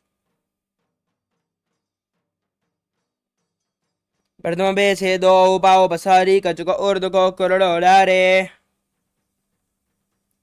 Next up is Jalandhari Pavasana. From the same position, join the soles of the feet, keep the feet extended away from the body as you bring your arms below the shins, palms facing up, and place your forehead, nose, chin on your feet.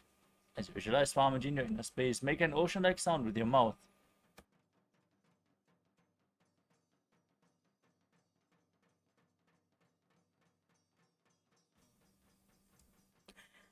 दो AD महिला के दीजिए हाथ पसारी।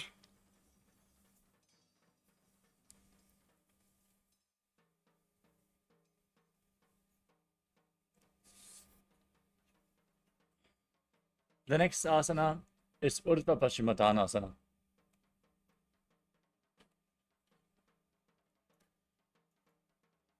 As you keep your legs extended forward, bring one leg behind your neck. As you lean forward and down, and hold on to the front foot with both hands, as in Paschimottanasana. Visualize Swamiji in your inner space and perform Pratyahara Kumbhaka. Visualize the prana flowing upward in your body through 9 points, which are the soles of the feet, the regenerative organs, the navel, the heart, the throat, the top of your mouth, the center of your eyebrows, the top of your forehead, and the crown of your head, the Brahmarandha. पश्चिमदानवत् संस्थितं कृत्वा एकं पादं ग्रीवायां धृत्वा तिष्ठेत् ऊर्ध्वपश्चिमतानं भवति। Next up is Anantasana. As you keep the leg behind your neck, lean backwards, hold onto the foot with the opposite hand as you extend the opposite leg forward. Now visualize yourself as infinite, endless, eternal, Ananta. उत्तानशयनी एकैकं पायी ग्रीवायां विन्यस्य इतरहस्तेन पावाग्रं गृहीत्वा। Next up is Ankushasana. From Anantasana, now roll onto your side of the hand which is holding onto the foot. Rest on the side as you feel in complete control. उत्तानशयिता एकैकं पादं ग्रीवायां कुर्वन् इतरहस्तं कर्णमूले स्थापयेत् तस्यैव हस्तस्य कोर्बरो भूमौ निधाय इतरहस्तपादौ सरलिख्य तिष्ठेत् अंकुशासनं भवति।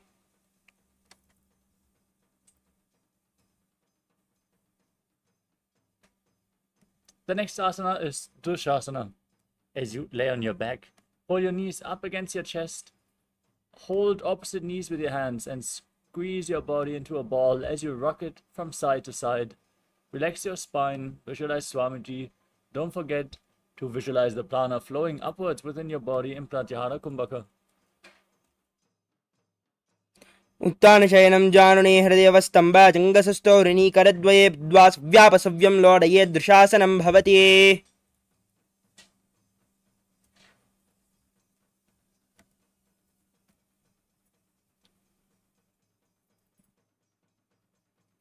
Now repeat Urdhva Paschimottanasana on the other side.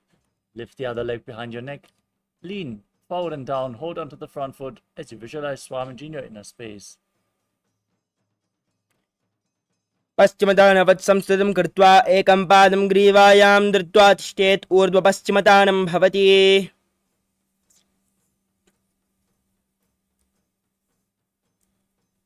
Now repeat Anantasana on the other side. Lean back with the leg still behind your neck. Hold onto the foot with the opposite hand as you extend the opposite leg forward. Visualize yourself as being unending, Ananta. उत्तानशयनी एकैकं पायी ग्रीवायां विन्यस्य इतरहस्तेन पावाग्रं गृहीत्वा। Now roll onto the side. Rest as you feel in complete control in Ankushasana.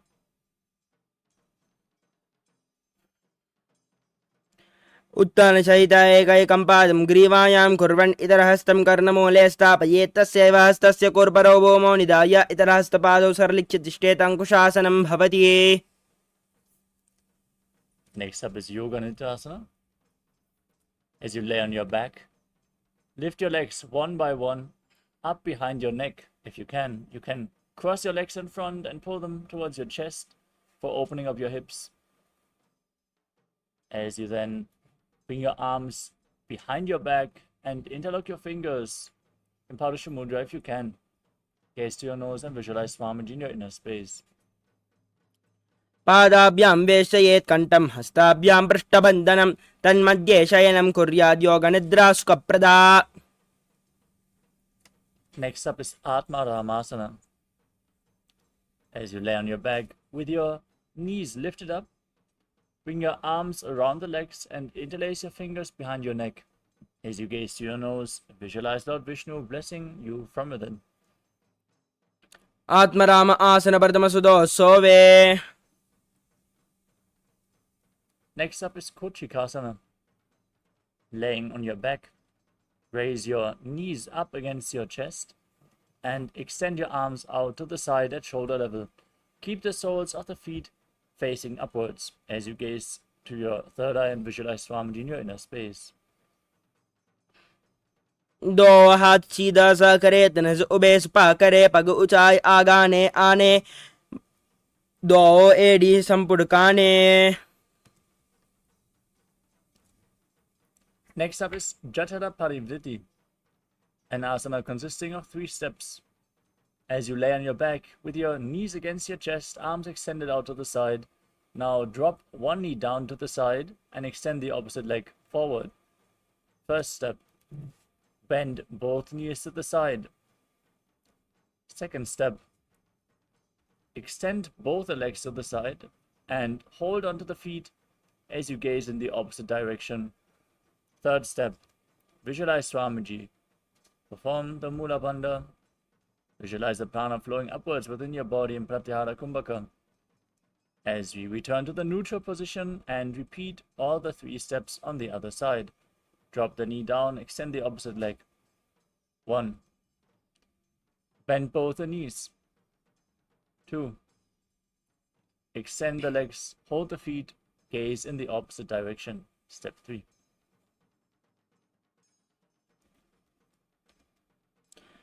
परिवृत्ते कोक्षिबाहि ददाहि परिकीर्तकं बद्धकोणं सुप्तकोणं ऊर्ध्वकोणमतापि च.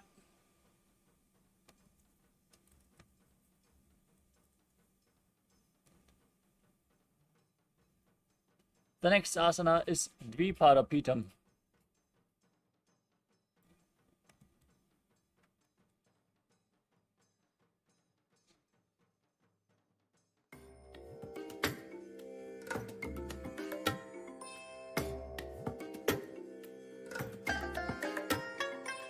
I bless you all.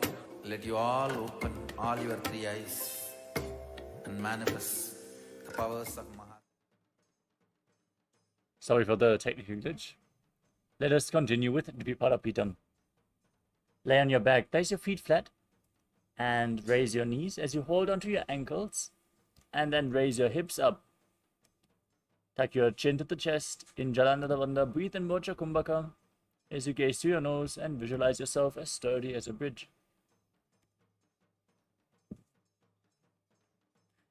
प्रतिक्रियायुतं द्वन्द्वापि तत्सर्वबलप्रदं गर्भिणीनां दुर्बलामि इति Gargi जगादनो.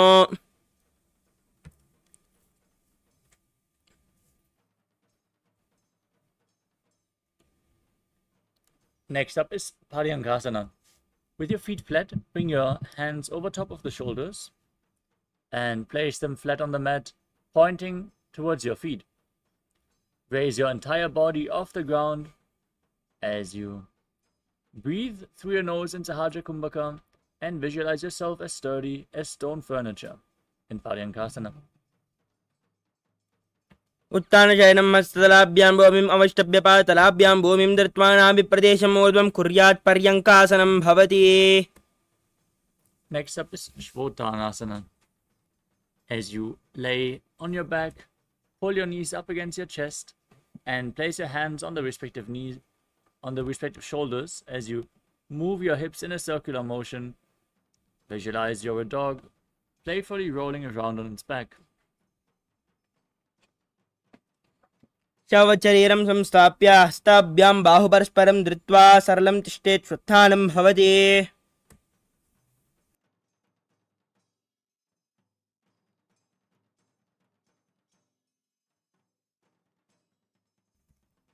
Next up is Viparita Karani. As you lay on your back, keep your arms flat on the mat and raise your legs up high.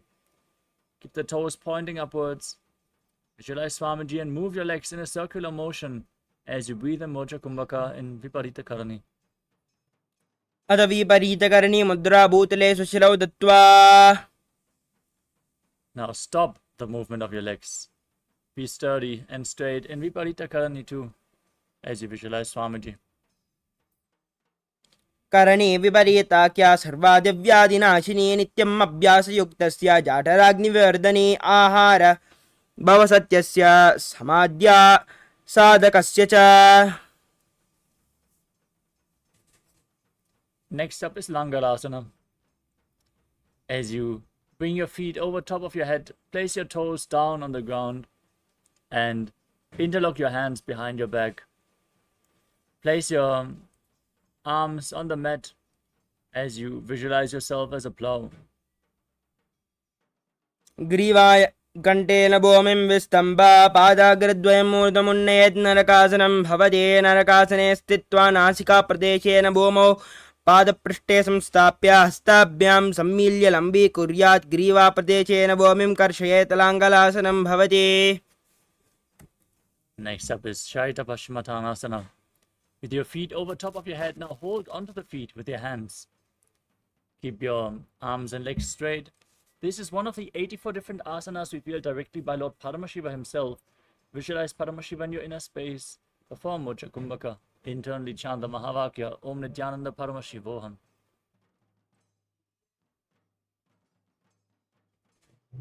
तानं शयित्वात् कुर्वीता शयितपश्चिमतानकम्.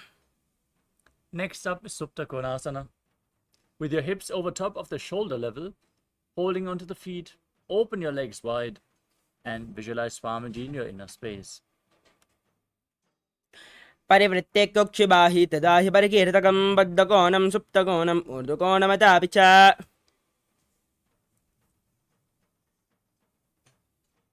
Next up is Chakrasana. Laying on your back, holding onto the feet.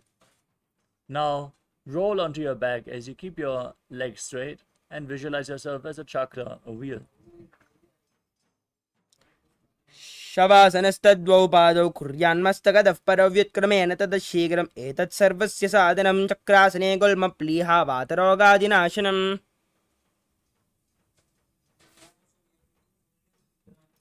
The next asana is Supta Prasarita Parangushtasana. Laying on your back, now raise your legs up vertically.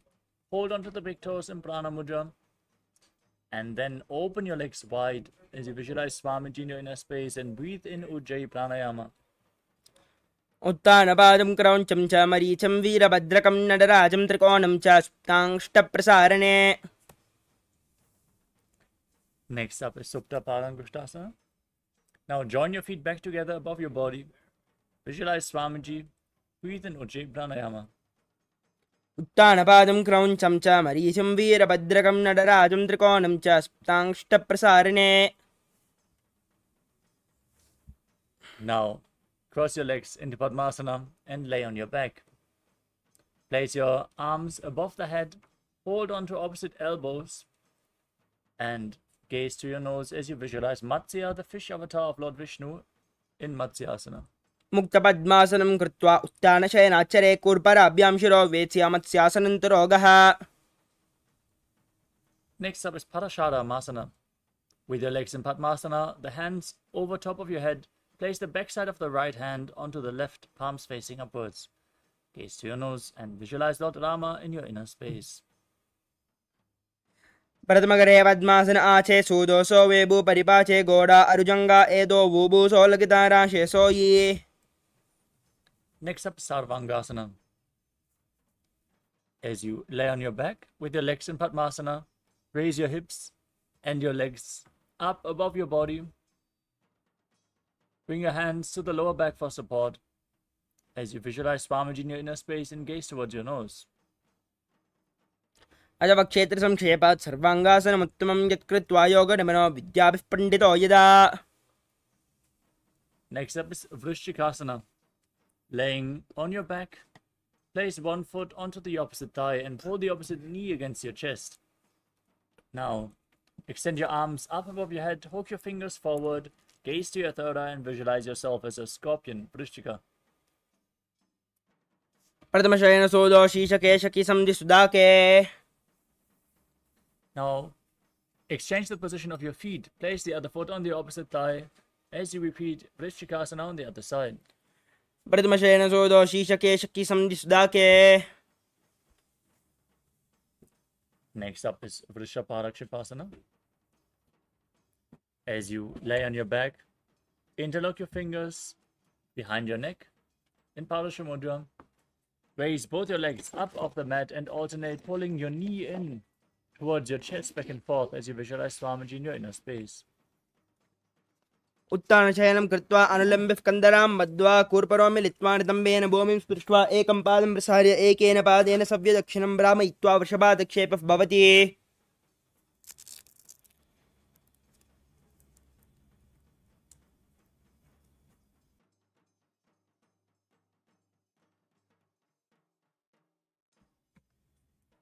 The next asana is Maruttanasana. Keeping your hands flat next to your hips, alternate pulling your knees up and touching your ears with the respective knee again and again as you breathe calmly through your nose in Sahasrara Kumbhaka and visualize Swamiji in your inner space. श्वत्तानि संस्थितिः कृत्वा जानिद्वयं पर्यायेन कर्णयोः संस्पृशेत् मरोत्थानं भवति.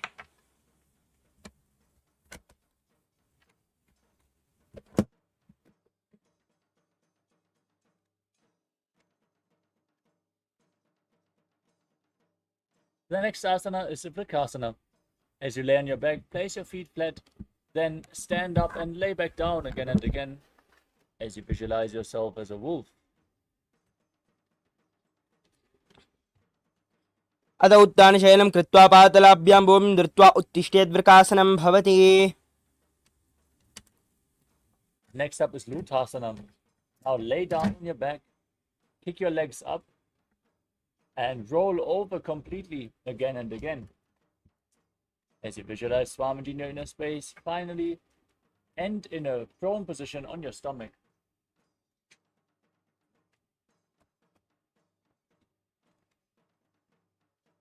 उत्तानशयनं पादौ शिरौ लङ्गौ भूमौ स्थापयित्वा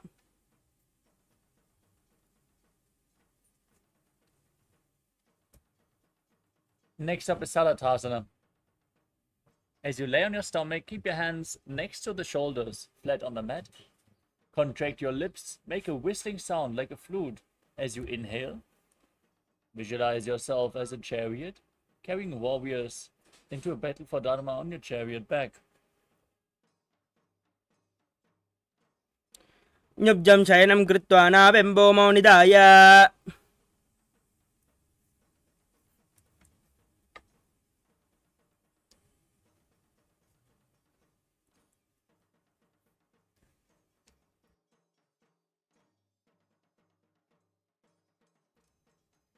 Next up is Dehalyulanganasana.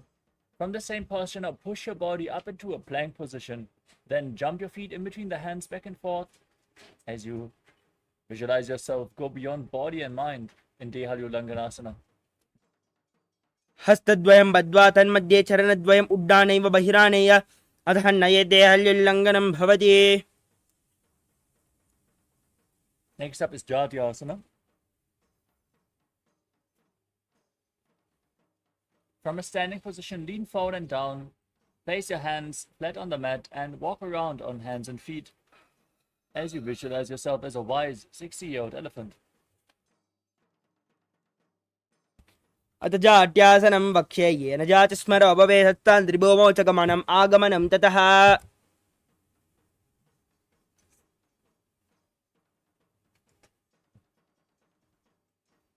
We move on to Lolitika Karana. As you stand on the mat with your heels touching, toes pointing outwards and your knees bent, raise your arms up, bend your elbows and rotate your arms around the body as you lean back far and move your head in all directions.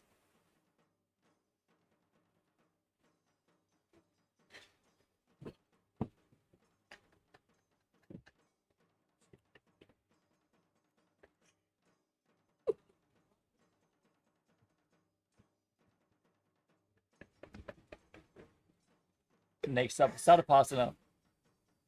Now stand erect on the mat. Tie your feet with a rope if you have a rope available. Then keep your arms close to the body. Hands flat on your thighs as you gaze forward in Shambhavi Mudra. And visualize your Kundalini Devi raising and curling upwards around your body.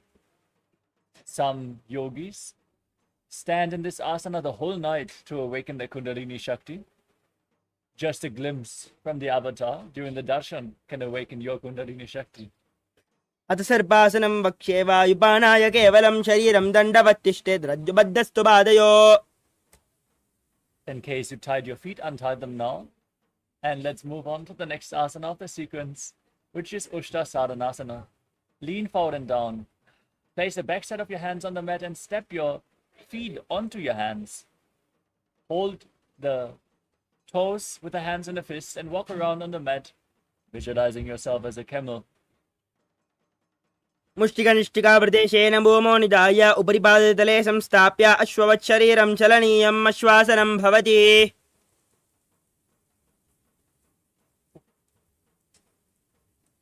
Next up is Ashvasanam.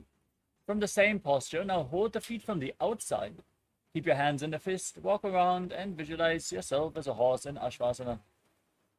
मुष्टिकनिष्टिकाप्रदेशेन भूमौ निधाय उपरि पादतले संस्थाप्य अश्ववत् शरीरं चलनीयम् अश्वासनं भवति. We move on to Kapota Nitakasana. Stand with your feet close together. Interlock your fingers behind your back in Parashamudra and pull your hands down towards your calves as you open up your chest. Lean back, tilt your head back as far as possible as you visualize yourself as a soaring bird diving head first in rapid speed. पातले भूमौ निधाय पृष्ठभागेन हस्तौ जङ्घापर्यन्तं नीत्वा कपोतनिटकं भवति. Next up is the Tala Pushpa Putam Karana. Stand in Arimandi posture, heels together, toes pointing outwards and your knees bent. Join your hands in Namaskara Mudra and bow down to one side as you open up your palms and raise the respective heel. Again and again, visualizing yourself holding a bouquet of flowers and offering it to Paramashiva.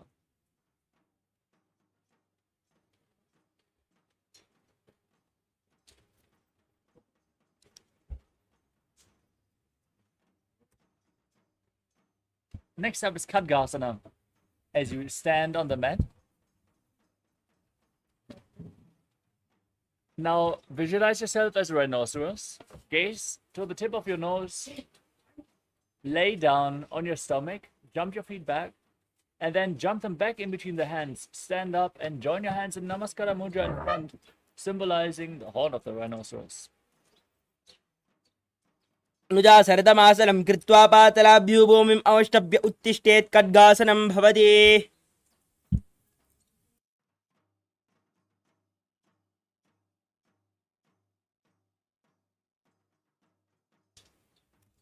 Next up is Uttanottanam. Now hold weights if you want to intensify this asana. Then sit down all the way to the ground or as low as you can and stand back up again and again, visualizing Swamiji in your inner space and breathing in Sahadra Kumbhaka. पुनः पुनः उत्थातव्यम् आसितव्यम् इति उत्थानोत्थानं भवति. Now raise your arms up above your head and jump repeatedly as you visualize yourself as a mace.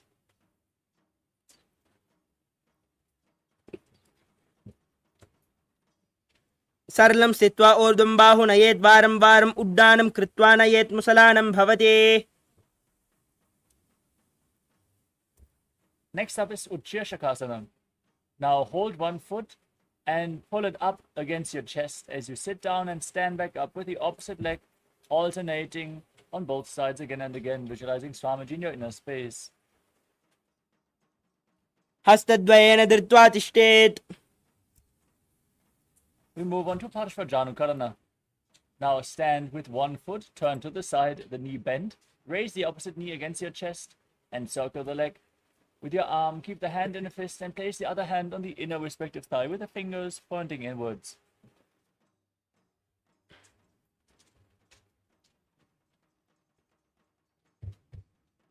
Next up is Tandavasana. You can hold weights if you want to intensify this asana. As you extend your arms and one leg forward, visualize yourself fiercely dancing as Lord Shiva. Sit down and stand back up again and again. एकेन पादेन स्थातव्यं ताण्डवासनं भवति. Next up is Brahmanasana. Now place the left foot on the inner right thigh, stand erect on the mat like a rod, keep the hands by the side and visualize yourself being blessed by Lord Brahma. ब्राह्मणासनमावक्ष्ये यत् कृत्वात् ब्राह्मणो भवेत् एकपादमुरो बद्ध्वा तिष्ठे दण्डाकृतिर्भुवि.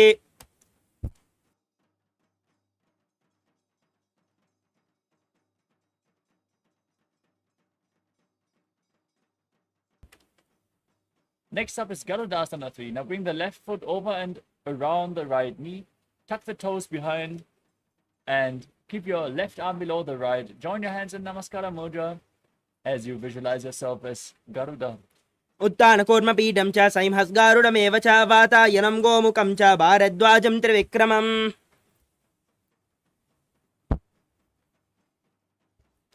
Next up is Ekapadasana. Place the left foot onto the right thigh. Keep your hands relaxed by the side. Visualize Swamiji as you stand one-legged in Ekapadasana. दक्षाग्रं वामपादस्य जङ्घोपरिनिधाय च द्वयः पाणिं जान्मपार्श्वयोः संस्पृशेत्.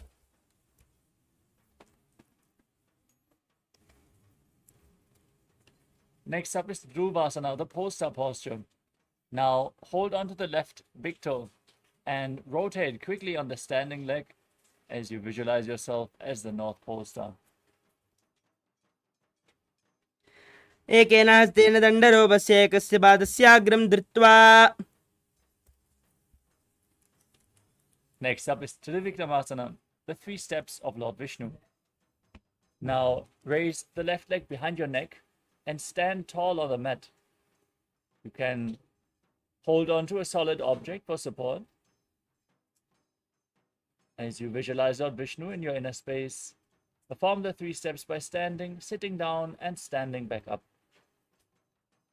ग्रीवायां पादं संस्थाप्य स्थातव्यम् उत्थातव्यं त्रिविक्रमासनं भवति. Now repeat Parshvajanukarana on the other side. Keep one toe pointing to the side. Hold the opposite knee against your chest. Hand in a fist.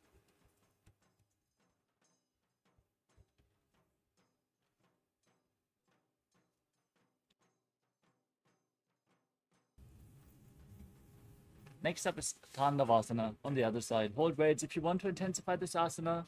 As you visualize yourself fiercely dancing as Lord Shiva, stand on one leg, sit down, and stand back up. एकेन पादेन स्थातव्यं ताण्डवासनं भवति. Now place the right foot to the left thigh, hands by the side. Visualize being blessed by Lord Brahma in Brahmanasana on the other side. ब्राह्मणासनमावक्ष्ये यत् कृत्वा ब्राह्मणो भवेत् एकपादमुरो बद्ध्वा चेद्गन्धातिर्भुवि. Bring the right leg over top and behind the left knee. Bring the right arm below the left and join your hands in Namaskara Mudra, visualizing yourself as Lord Garuda in Garudasana 3.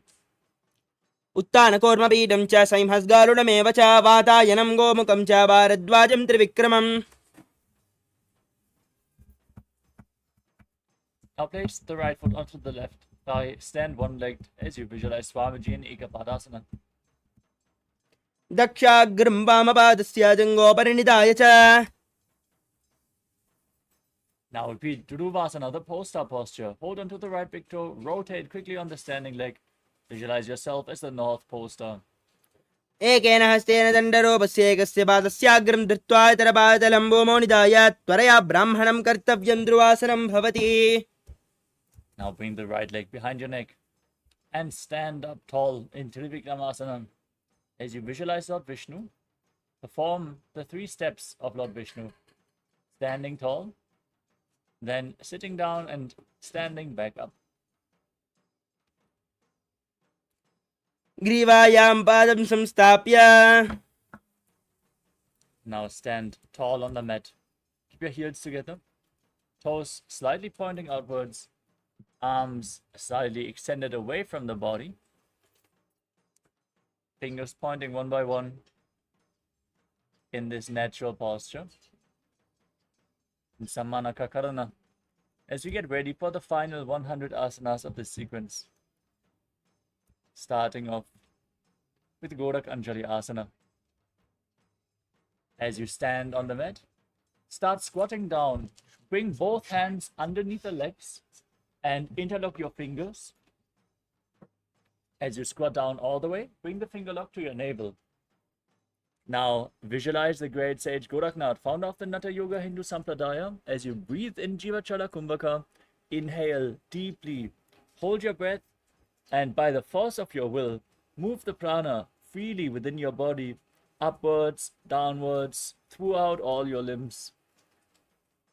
Engage the Mula Bandha and internally chant Om Nithyananda Paramashivoham in Gorak Anjali Asana. Pratamahi ubahoya bahureni chaupuni hove. Next up is Kanchi Asana. As you squat down, now interlock your fingers behind and visualize Swamiji in your inner space. पूर्वमध्याथस्थौ निवेश्यानि तम्बं धृत्वा पातलाभ्यां भूमिं तिष्ठेत् कञ्चासनं भवति. Next up is Bhairo Asana. Keep your feet together and squat down as you interlock the fingers behind.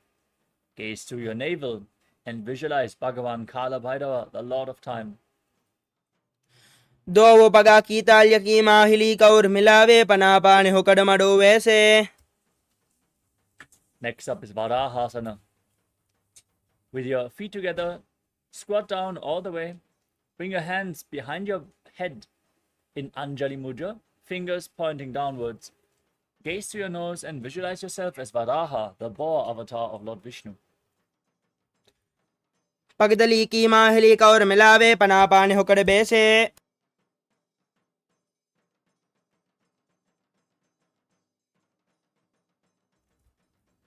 Next up is Kripitasana. Hold on to the big toes in Prana Mudra and then raise your hips to the same level as your knees. Visualize Swamiji in your inner space. Perform the Mula Bandha. अत उत्तान आसनानि भाषिद्वय सम्मिल्य स्थित्वानि तम्बं जान प्रदेश आनीये तिष्ठेत् प्रपीठासनं भवति. Next up is Bakasana. Place your hands flat on the mat, shoulder width apart. Your knees onto your arms towards your armpits. Lean forward and down. Find balance as you lift your feet off the mat. Visualize yourself as a crow. हस्ताभ्याम् अमयमवष्टम्ब जानद्वयं नाभो सम्मिल्य जङ्घरे संस्थाभ्य तिष्ठेत् बकासनं भवति.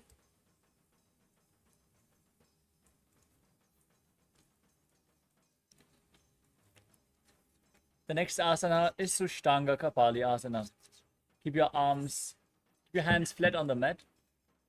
As you place your forehead on the ground, raise your body up onto your head and then cross your legs into Padmasana. As you visualize Swamiji in your inner space. आसन के गुणों कपाल आचौ होइए. Gently lower your body down and come to a kneeling posture. With your heels outside the hips, sit on the ground and keep your toes touching behind. Knees on the ground. Place your hands.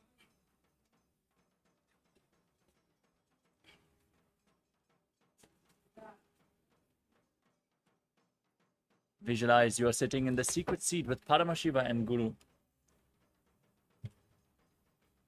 जानर्वोरन्तरे पादौ कृत्वा पादौ च गोपयेत्.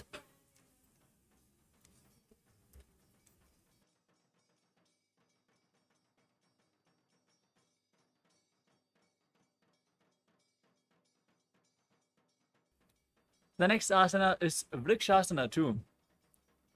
As you place your hands flat on the mat, raise your legs up into a handstand posture. If you can perform the handstand freely, you can lean against the wall or ask a partner to assist you in the performance of this asana. Everyone should do the handstand to purify the 7 chakras. Now visualize yourself as a tree with deep roots growing into the ground. सप्तचक्रक्षालनाय vrikshasana विशेषकान्. Next up is Shibo Asana. In the handstand posture, bring your hands and feet closer together.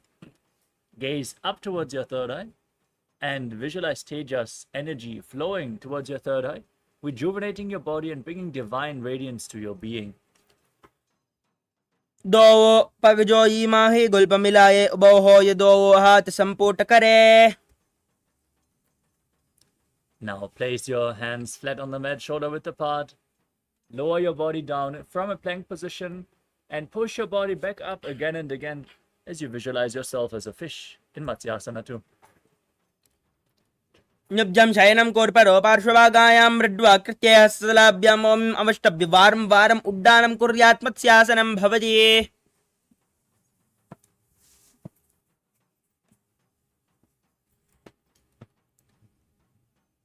Next up is Sarapasana too. As you lay on your stomach, place your hands on the hips and lift your chest from left to right. Visualize and move your body like a snake. न्युब्जं शयनं कृत्वा हस्तौनितम्बं संस्थाप्य पादौ दिगीकृत्य सम्मील्य उरसगन्तव्यं सर्पासनं भवति. Now place your elbows down in front as you lay on your stomach and rest your chin on your hands. As you keep the toes pointing back, feel self-supported and completely independent. Breathe calmly through your nose in Sahajra Kumbhaka in Niralambanasana. कराभ्यां पङ्कजं कृत्वा तिष्ठेत् कोर्परया सुधीमुखमुन्नमनुच्चायि निरालम्बनमासनम्.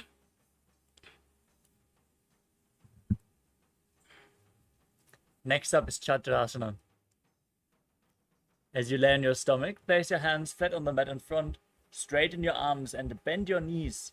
Bring the feet towards your upper back as you tilt your head back and visualize yourself as an umbrella protecting your guru from the sun rays. अर्ध्यासनवस्थित्वा हस्ततलाभ्यां मोमिम् अवष्टभ्यमुन्नयात् चित्रासनं भवति. Next up is Vajrasana. As you sit in a kneeling posture on top of your heels with the feet flat, lean forward and down, extend your arms, place your palms and your forehead on the ground as you visualize yourself as Vajra, the weapon of Indra, symbolizing your indestructibility. निदानीं गर्भिणीनां योगाभ्यासो यथा लघो सुखप्रसवलाभाय प्रोच्यते प्राक्तनेपति. Now, raise your hips up high.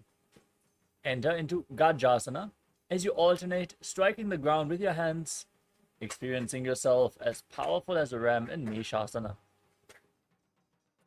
गजासनं संस्थौ एकैकं बाहुं भूमौ ताडयेत् मेषासनं भवति. Next up is Ajjasana. From Gajasana, now raise your legs up and slowly lower your forehead down towards the ground, keeping your knees bent if you can, as you visualize yourself as unborn, existing for all eternity.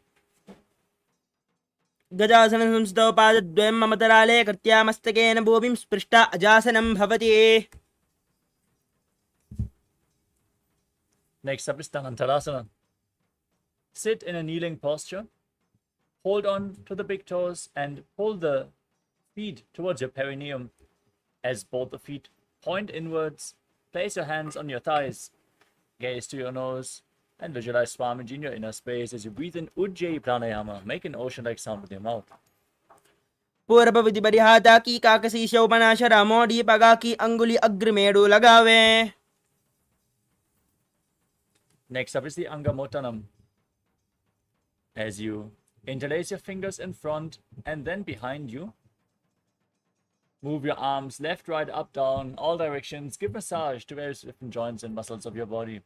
Visualize Swamiji as you repeat the movement behind. हस्ततलयोः पातले अंगुलिर्बद्ध्वा.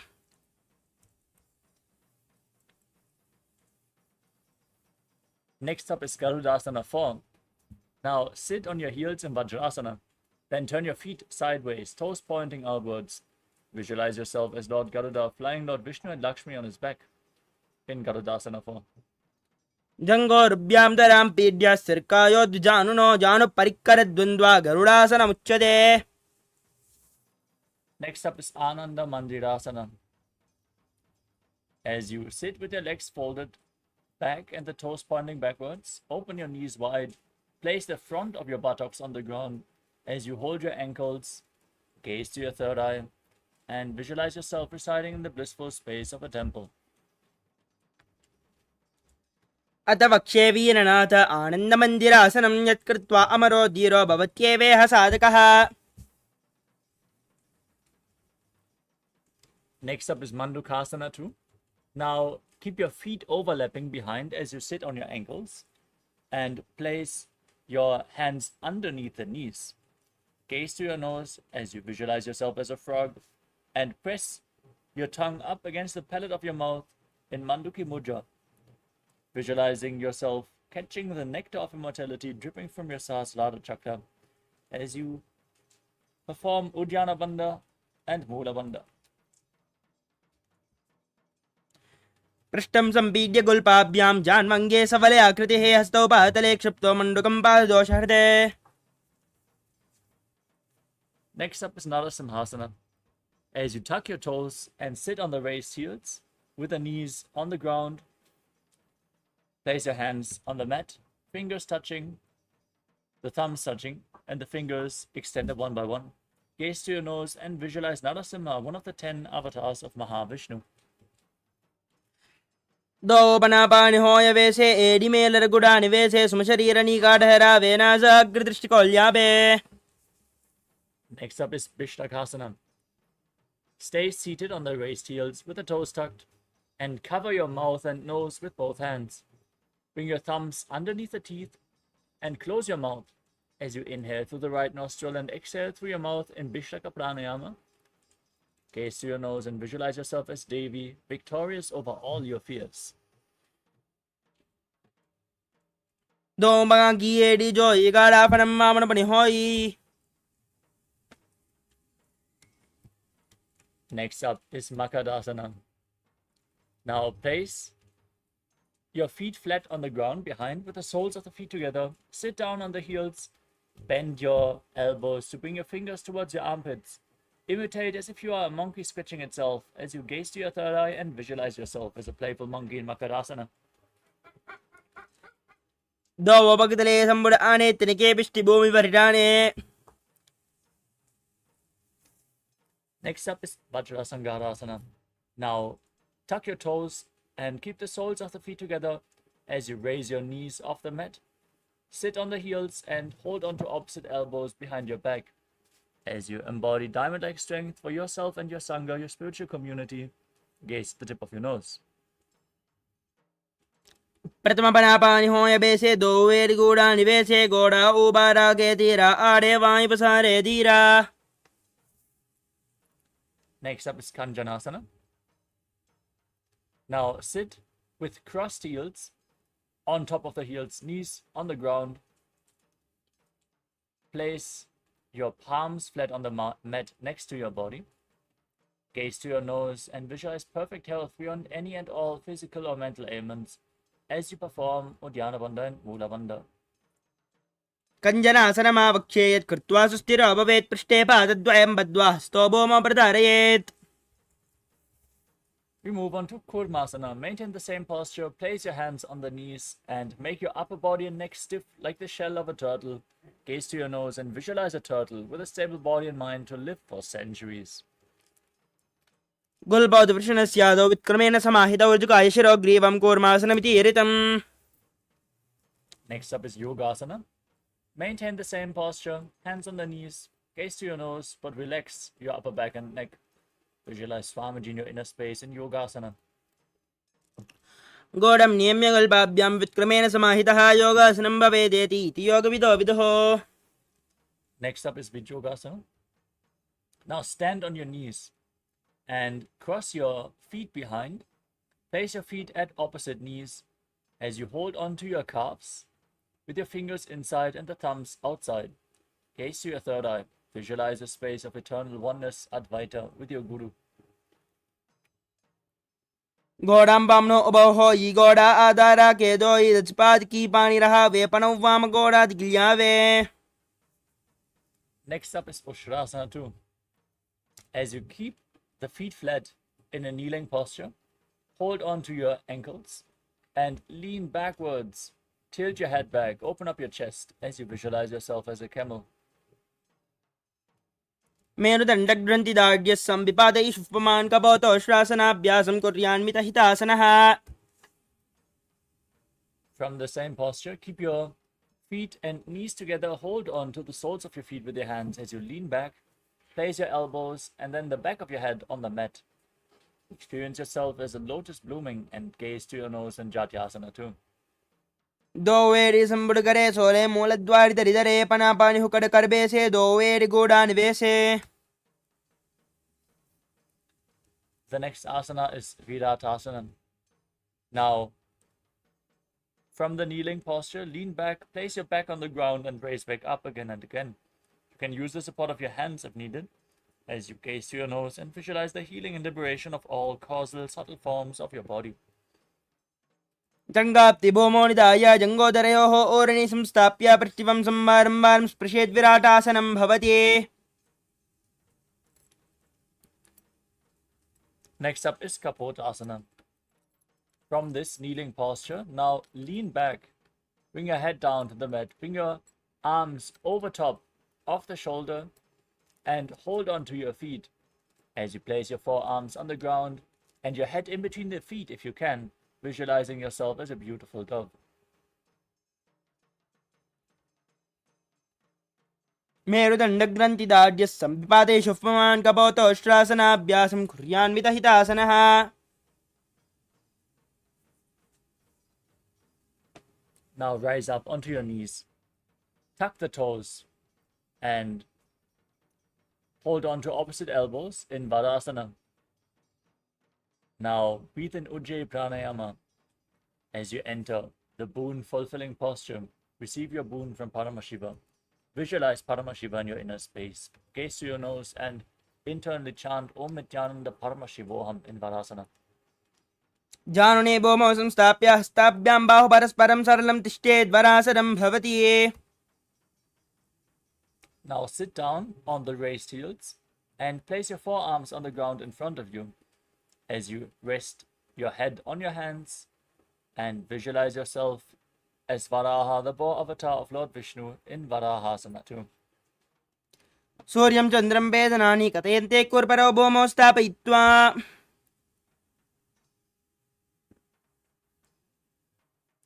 Next up is Mundasana. From the kneeling posture, place your forearms on the ground, shoulder width apart, interlock your fingers, place your head on the mat, support it with your hands, walk your feet forward, raise your hips, and then raise your legs up into a headstand posture. Lean against the wall for support if needed. As you gaze to your nose, calmly breathe through your nose in Sahadra Kumbhaka and visualize yourself as a lopped tree in Mundasana. अधो मुण्डासनं वक्ष्ये सर्वेषां प्राणिनां सुतम् ऊर्ध्वमार्गे पदे दत्त्वा धारयन्मारुतं सिद्धिः. Gently lower your legs down. Come to a kneeling posture. Bring your head in between the feet. Lean forward and down as you hold onto your head with your hands and keep your elbows outside the knees. Inhale through the nose and exhale through your mouth in this asana as you visualize Swamiji and gaze to your nose in Andhasana. प्रथम पगदले समटहरावे कोरमाहिली उभय मिलावे बनापानि हुकड़ गर्भे से दोवेरि गूढ़ा निवेशे. Next up is Viparita Shalabhasana. You can hold weights if you want to intensify this asana. Lay down on your stomach.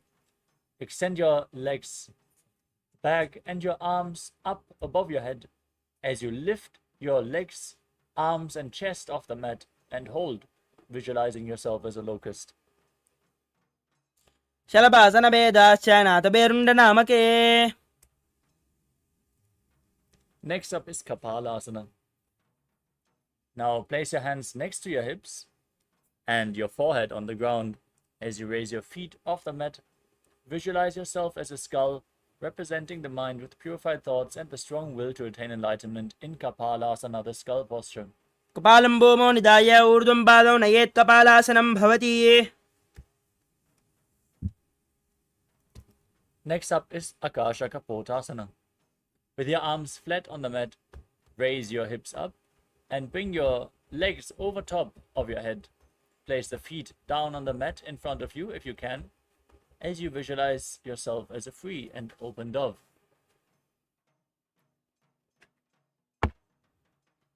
उष्ट्रासने स्थित्वा चरणौ भूमेरुत्थाप्य मस्तकोपरि नीत्वा पृष्ठपादेशेन भूमौ स्थापयेत् आकाशकपोतं भवति. The next asana is Chatakasana. Now sit on your heels and lean forward and down, placing your forearms on the ground, navel on the knees.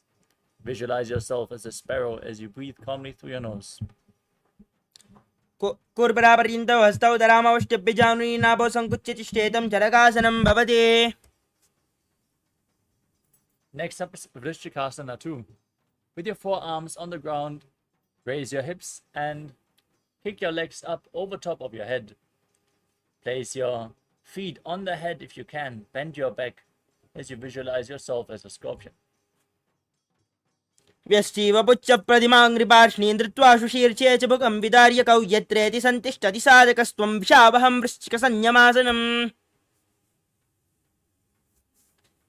Next up is Vrishasana. Now, place your perineum onto the right heel and keep the left foot outside the hip, with the toes pointing towards the side. Place your hands on the ground in front of your knees as you visualize yourself as a bull. Forcefully inhale through your nose. Hold your breath for a short while and then slowly exhale again through the nose in Antarangaka Kumbhaka. याम्यगुल्पे पादमूले वामभागे पदेतरम्. Now, with your hands flat on the mat, raise your knees up. Lift your entire body off the ground as you cross the toes of the left foot over the right, balancing on your arms, visualizing Swamiji in Lolasana. लोलासनं सदा कुर्यात् वायुलोलापघातनात्. Now, place your perineum on the left heel. Keep the right foot outside the hip. Repeat Vrishasana, the bull posture on the other side. याम्यगुल्पे पादमूले वामभागे पदेतरम्.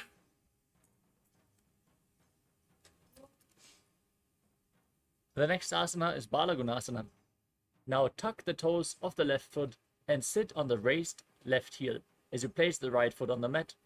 Knee raised to the chest, hands on the knees. Visualize Balagunahai, one of the 84 siddhas in your inner space. आसन कौगुण जल विकार जाये. Next up is Grahasana. Now rise up and squat down as you bring your arms in between the legs and around the shins, holding on to your ankles from the outside as you visualize yourself as the entire planet.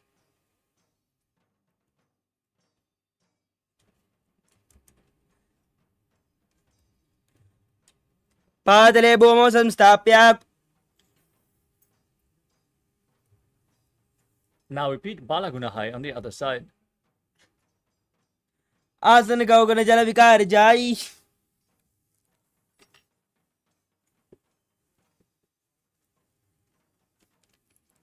The next asana is Utkatasana. Now hold weights if you want to intensify this asana and sit on both the raised heels as you keep your knees off the ground, hands on the knees. Visualize Swamiji in your inner space. Breathe in Antarangaka Kumbhaka. इजोस्ति यत ऊर्ध्वजानु यत्रासने. Next up is Vajrasangarasana 2. As you sit with the toes tucked, the soles of the feet together and your knees open wide. Hold on to opposite elbows behind your back and visualize Swamiji in your inner space. प्रथम परापानि होय जैसे दो where गूढ़ा निवेशे. Next up is Anilasana. Now place your palms flat on the mat and place your heels onto your hands. As you squat down all the way, keep your arms straight, gaze to your nose and visualize you're able to consume and live off of air alone. दो हाथ भूमि परिटाने कहुनी जारी ना बिलग आने. Next up is Padukasana. Standing tall, now lean forward and down and place the back side of your hands on the mat, fingers pointing towards your body. Step your feet onto your hands and wrap your hands around the feet like shoes. As you walk around on the mat, visualize you're wearing padukas and walking all over India.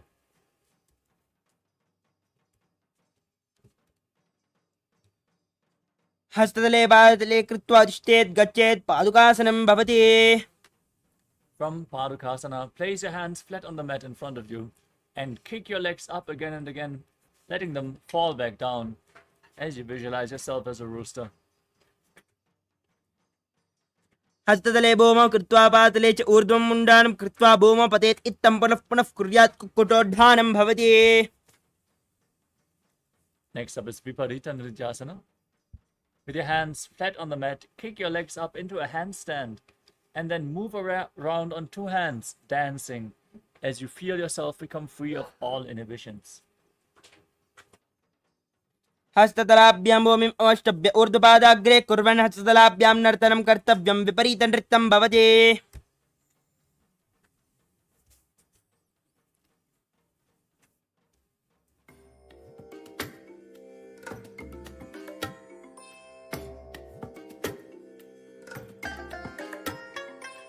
I bless you all.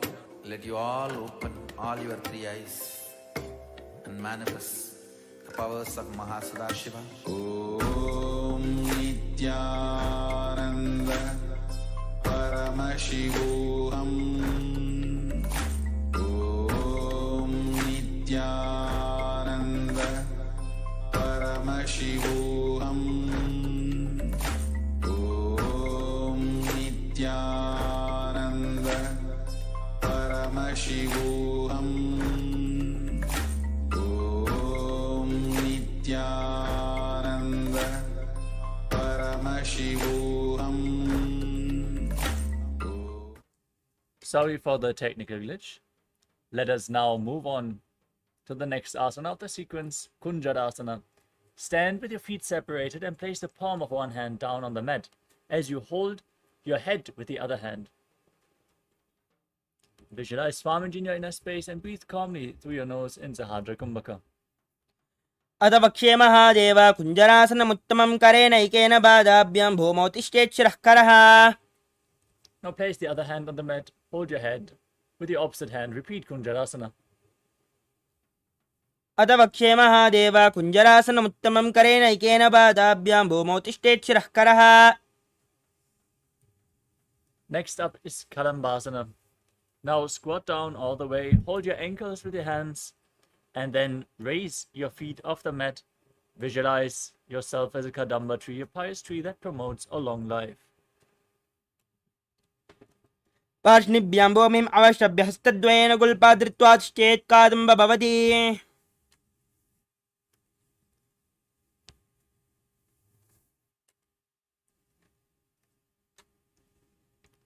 Next up is Pavana Muktasana. Sit with your feet flat, the knees raised against your chest. Pull them close with opposite hands as you visualize any excess vata is being released or balanced within your system. द्वयोस्तु पादयोः पाणिं लात्वा स्वस्वनितम्बके जानुनि वक्षसि साधुर्बभ्रति करबन्धने.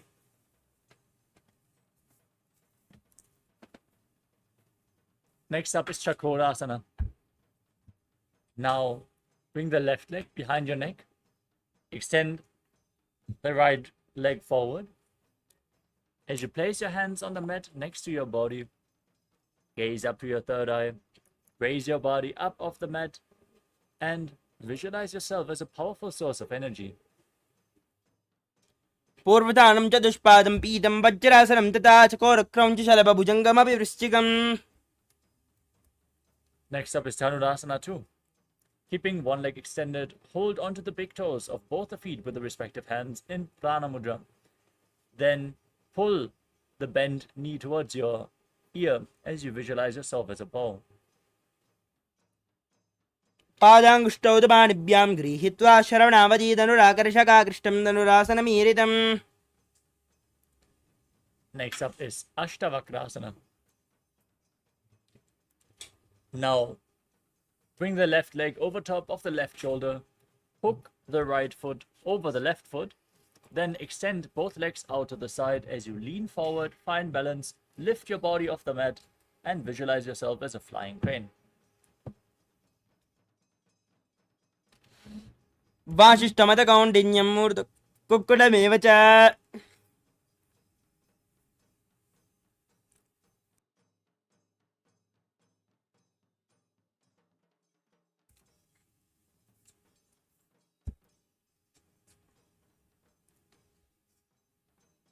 The next asana is Pranasana.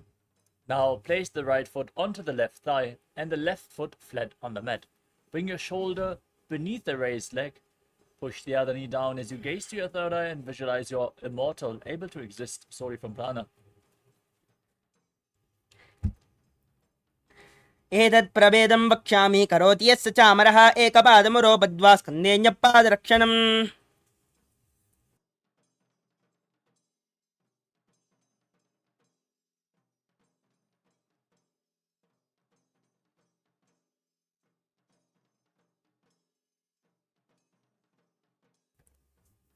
Next up is Paramaśivoham. Now place the right heel to the left hip and step the left heel over top of the right knee. Twist your right elbow outside of the raised knee, bring the arm below, then interlock your fingers behind your back, twist your spine, gaze up to your third eye, and visualize the great sage and yogi Matsyendana, the master of Hatha Yoga, in Paramaśivoham.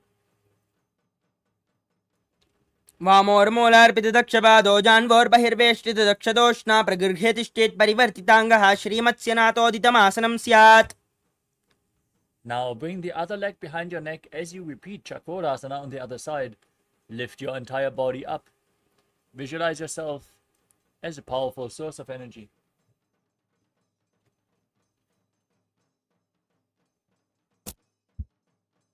पूर्वदानं चतुष्पादं पीतं वज्रासनं तथा.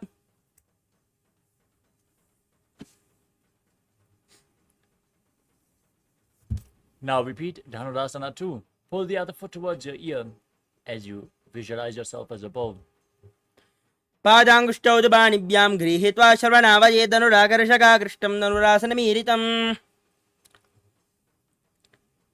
Now bring the right foot over top of the right shoulder. Hook the left foot over the right foot. Extend your legs to the side, lean forward, find balance as you visualize yourself as a flying crane in Ashtavakrasana on the other side. वासिष्ठमतकौण्डिन्यं मूर्ध्वकोक्कुटमेव च.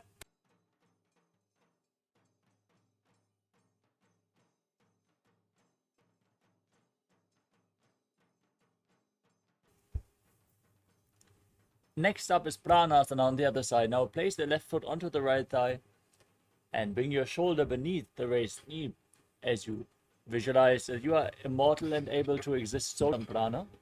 Gaze up to your third eye. एतत् प्रभेदं वक्ष्यामि करोति यस्य चामरः एकपादमुरो बद्ध्वा स्कन्धेऽन्यपादरक्षणम्. Now repeat Paramaśivoham on the other side. Bring the left heel to the right hip. Step the right foot over top of the left knee as you twist your body outside the raised knee. Interlock the fingers behind. वामोर्मूलार्पितदक्षपादो जान्वोर्बहिर्वेष्टितदक्षदोष्णा प्रगृह्य तिष्ठेत् परिवर्तिताङ्गः श्रीमत्स्यनाथोदितमासनं स्यात्.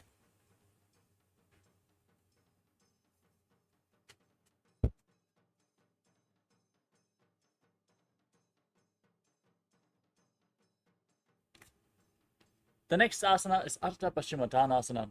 Now press one heel against the perineum and keep the opposite leg extended forward. Lean forward and down, hold onto the front foot with both hands. Visualize Swamiji in your inner space as you perform Jivachara Kumbhaka. Freely move the retained prana with your will. एकं पादं प्रसार्य एकं पादस्य पार्श्विना Ashwini.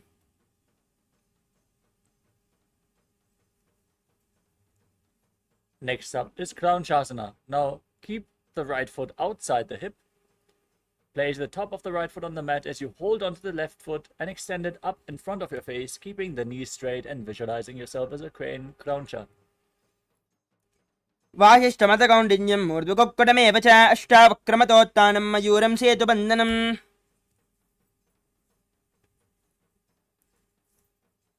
Now repeat Ardha Paschimottanasana on the other side. Press your perineum with the other heel as you keep the opposite leg extended. Lean forward and down, hold onto the foot and visualize.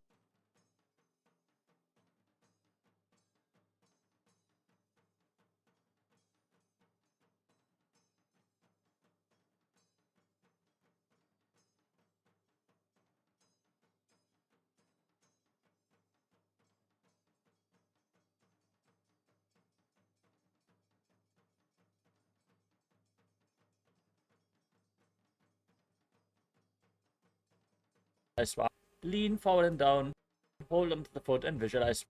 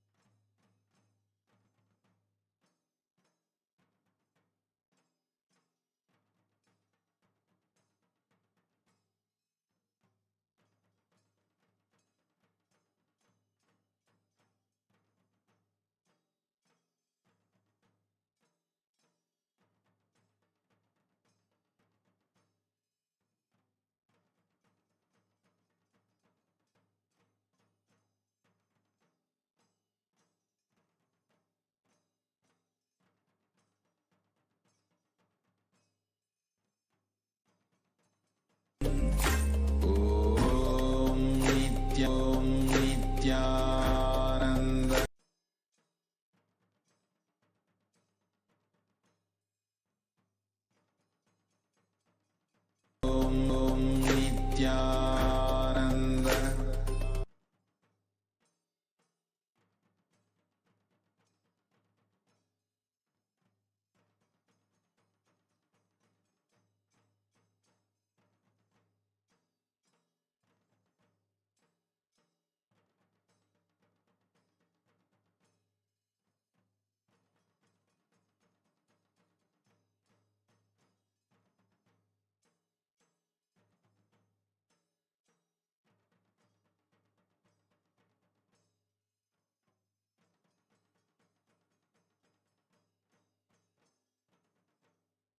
Nithyananda Paramashivoham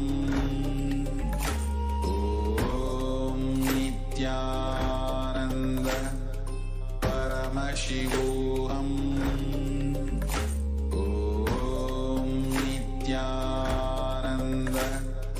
Paramashivoham Om Nithyananda Paramashivoham. Sorry for the technical glitch.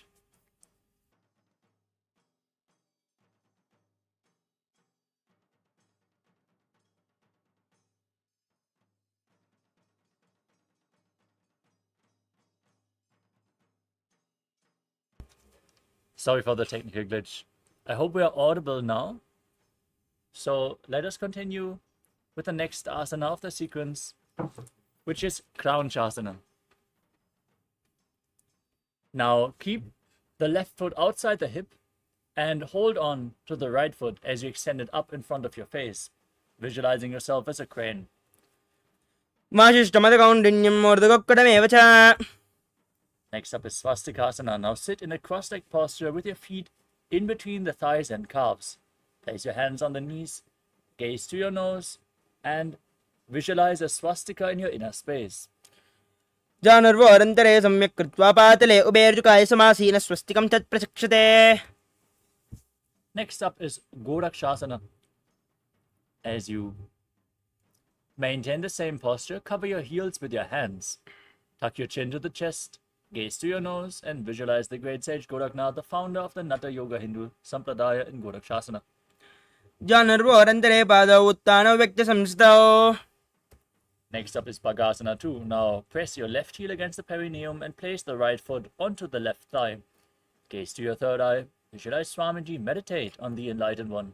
As you inhale and close your mouth with little and ring fingers, the nostrils with the middle fingers, eyes with the index fingers, and ears with your thumbs in Shanmukhi Mudra in Bhagasana 2. वामपार्श्वगुणं संस्थाप्य दक्षाग्रं वामजगने. Next up is Yogasana. Now place your feet onto opposite knees and place your hands on the mat next to your body, palms facing up.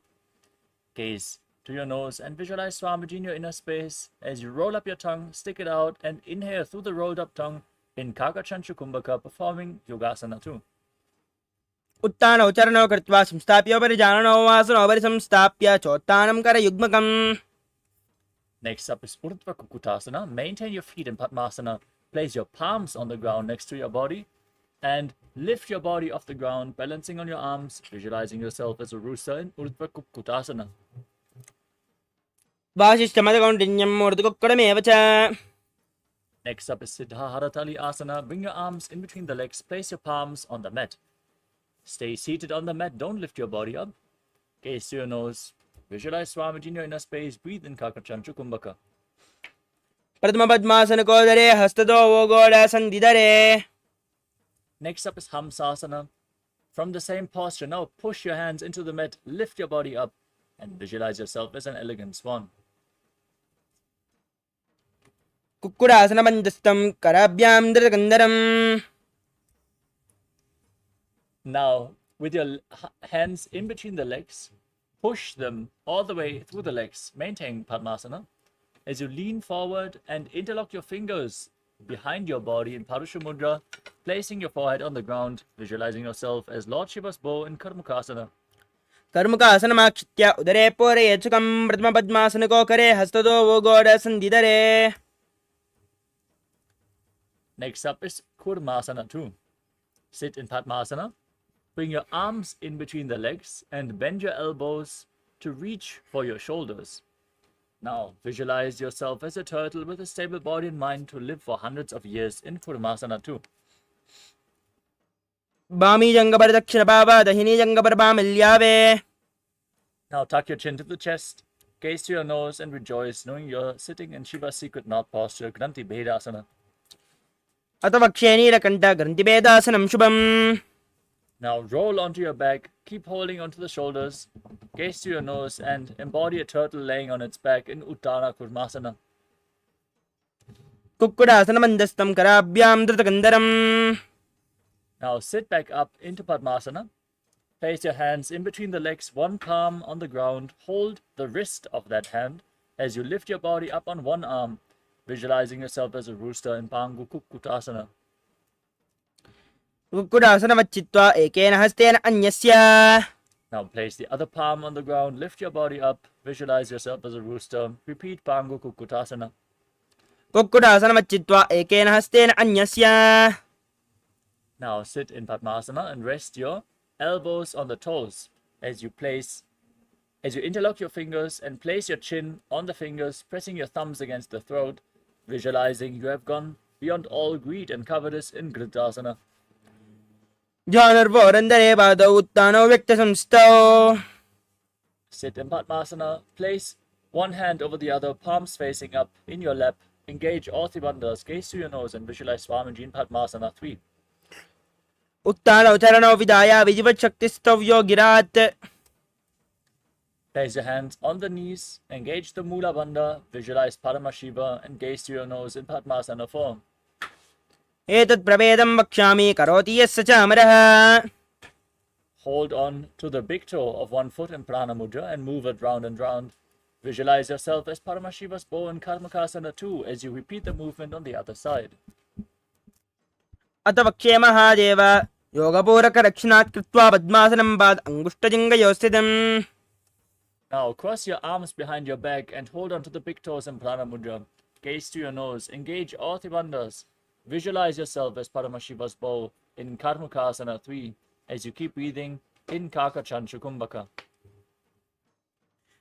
कर्मुकासनमाक्षुत्य उदरे पूरयेत् सुखं ददा वायुर्वसो याति कालेन सूक्ष्मवायुना Maintain the same posture. Raise your chest. Gaze upwards. Visualize that you are the action of Paramashiva's third eye, destroying anything you come across in Dridhasana. पूर्व्यामुपरिस्थाप्य पादयुग्मं प्रयत्नतः दक्षिणं सव्यदेशे च सव्यं दक्षिणदेशके Now roll onto your back. With your legs in Padmasana, arms crossed behind. Holding onto the big toes, gaze to your nose. Visualize yourself as a snake and breathe through your nose into Haja Kumbhaka in Nagrasana. प्रथम पद्मासन कोटाने दो हाथ भाजाने आने पाद अंगूठा पकड़े आने सोवे कहुनिया कुल्या पानी Now free your arms and legs. Pull your knees up against your chest. Interlock your fingers. Pull your knees close. Bring your chin to the knees as you squeeze your body into a ball in Kandukasana. वेत्रासने स्थित्वा स्तपादान् निष्कुष्य ऊर्ध्वं नयेत् पृष्ठवंशेन भूमिं पोतयेत् कन्दुकासनं भवति Next up is Urdhva Pavanasana. With your feet flat, interlock your fingers behind your neck in Parusha Mudra. Visualize Swamiji. Breathe through your nose in Urdhva Pavanasana. प्रथम सूदो San करावे गोड़ा उबाराशे मिलावे गुल्पमाहिला अंगुष्ठजोई करे एक समेल रसोया Now, place upturned palms underneath your heels. Push your hips up. Tuck your chin to the chest. Breathe in Mocha Kumbhaka as you visualize yourself as a powerful alpha ape in Marakata Pitasana. उत्तानशयनं पातले उत्तानहस्तयोः स्थापयेत् पृष्ठभागमूत्रमय्येत् मर्कटपीठं भवति Place your hands to the lower back and raise your hips up, extending your feet, pointing the toes, balancing on your elbows as you gaze to your nose and visualize Swamiji in Uttana Shikipita Kasana. जङ्गोरबलहीनश्चेत् उत्तानशिखिपीठकम् अप्रमक्तः प्रकुर्वीत भुक्तेः प्राग्विजितेन्द्रियः Now raise your legs up with the toes pointing upwards, arms flat on the mat for support. Visualize blissfully traveling through Narakaloka unscathed in Narakasana. ग्रीवाकण्ठेन भूमिं विस्तम्भ पादाग्रद्वयं मूर्ध्वमुद्रयेत् नरकासनं भवति Bring your hands to the lower back. Straighten your legs and slowly lower and angle your body. Keep your core engaged. Visualize yourself as a boat crossing the ocean of samsara in Tiryannaukasana. नौकावत् स्थित्वा ऊर्ध्वं पादाग्रद्वयं नयेत् तिर्यन्नौकासनं भवति Now straighten your legs back up. And place your arms down on the mat as you visualize yourself as the Kailasa flag, respected across all nations in Dvajasana. तिर्यन्नौकावत् ग्रीवापृष्ठकोर्परैः भूमिम् अवष्टभ्य मस्तकलाक्षेन पादाग्रद्वयं नयेत् तिर्यन्नौकासनं भवति Slowly lower your body down onto your back. Your hands by the side of your hips, palms facing up. Unclutch from any micro movements of the body and mind. In the final asana of this sequence, Nithyananda, perform Shakti Chalan Mudra. Push the Kundalini Shakti up along your spine forcefully as you visualize your body is dead and the Supreme Pontiff of Hinduism is liberating you. Internally, chant the Mahavakya, Om Nithyananda Paramashivoham. ओ उत्तानं शववद्भूमौ शयनं तु शवासनं शवासनं श्रमहरं चित्तविश्रान्तिकारणम्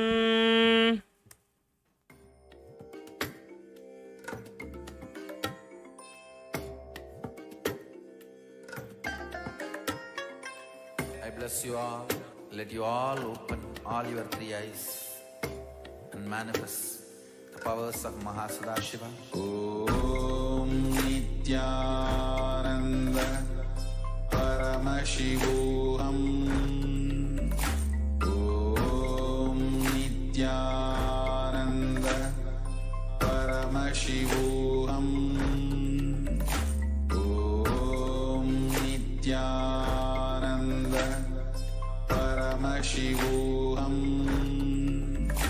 Om Nithyananda Paramashivoham. Om Nithyananda Paramashivoham. Om Nithyananda Paramashivoham. Om Nithyananda Paramashivoham. Om Nithyananda Paramashivoham. Om Nithyananda Paramashivoham. Om Nithyananda Paramashivoham. Om Nithyananda. Now, slowly return to your physical body. Start to wiggle your fingers and toes, your wrists and your ankles, your elbows and your knees. Pull your knees up against your chest and circle them with your hands. Rock your body from side to side and slowly return to a comfortable seated position.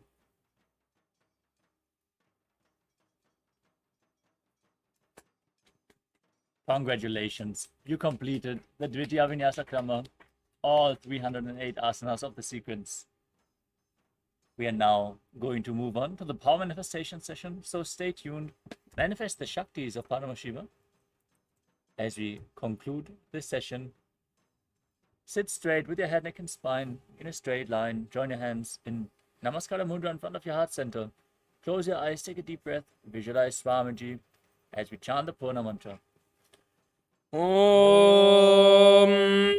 पूर्णमदः पूर्णमिदं पूर्णात् पूर्णमुदच्यते पूर्णस्य पूर्णमादाय पूर्णमेवावशिष्यते ॐ शान्ति शान्ति शान्तिः हरि ओं तत्सत् सर्वं भगवत् श्री नित्यानन्द परमशिव पादुकार्पणमस्तु ॐ नित्यानन्दम्. Thank you, Nithyanandam.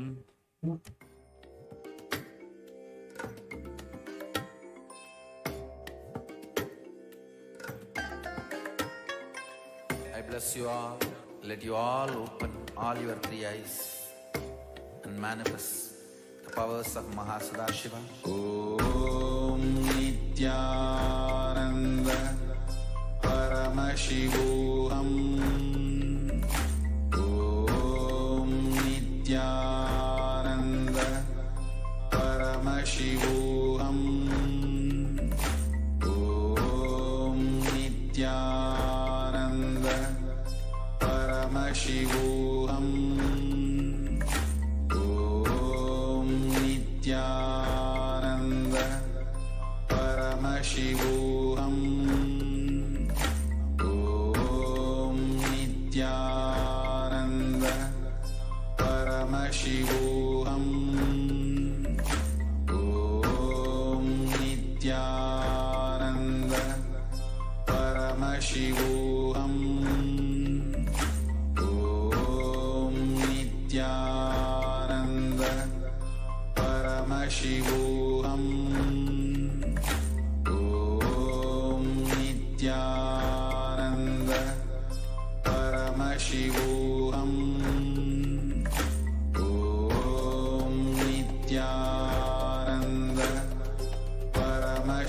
Paramashivoham. Om Nithyananda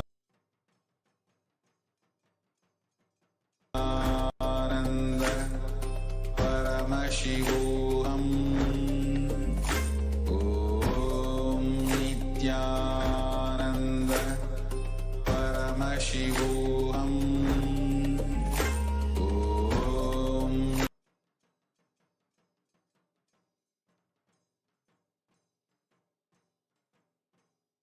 Nithyananda Paramashivoham. Om Nithyananda Paramashivoham.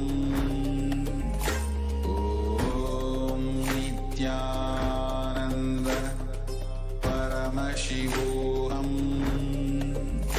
Om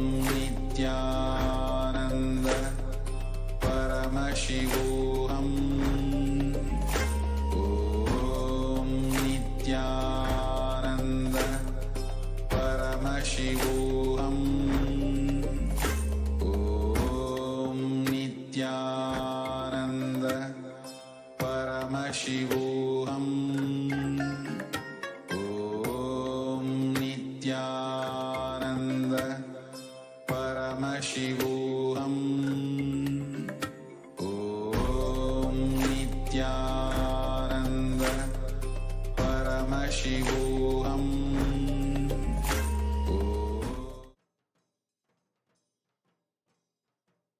परमसुखदं केवलं ज्ञानमूर्तिं द्वन्द्वातीतं गहनसदृशं तत्त्वमस्याधिलक्ष्यम् एकं नित्यं विमलमचलं सर्वदी साक्षिभूतं भावातीतं त्रिगुणरहितं सद्गुरुं तं Namami.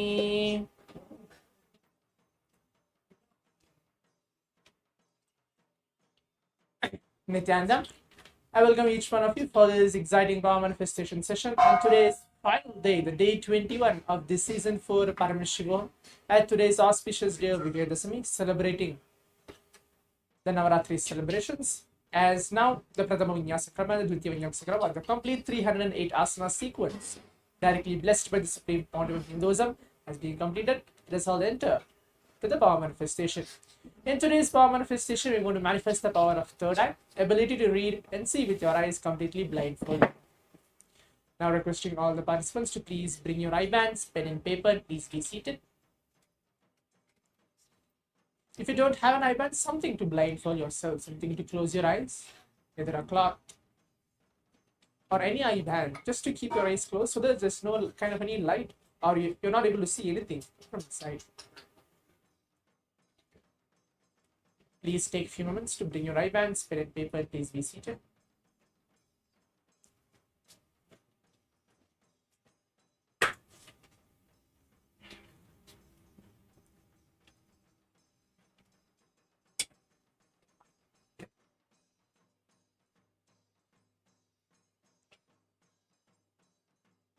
Now I'll be reciting the Shastra Pramana, the scriptural reference to manifest the power of third eye.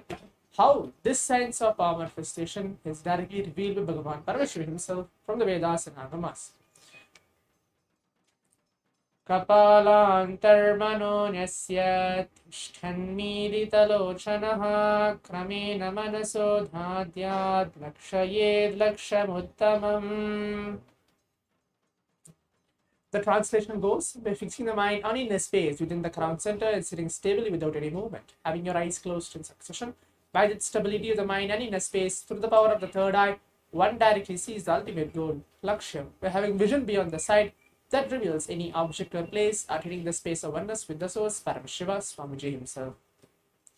In today's power manifestation, I'm going to be projecting any kind of random images for all of you. Please keep your eyes closed now. Please put on your eye bands.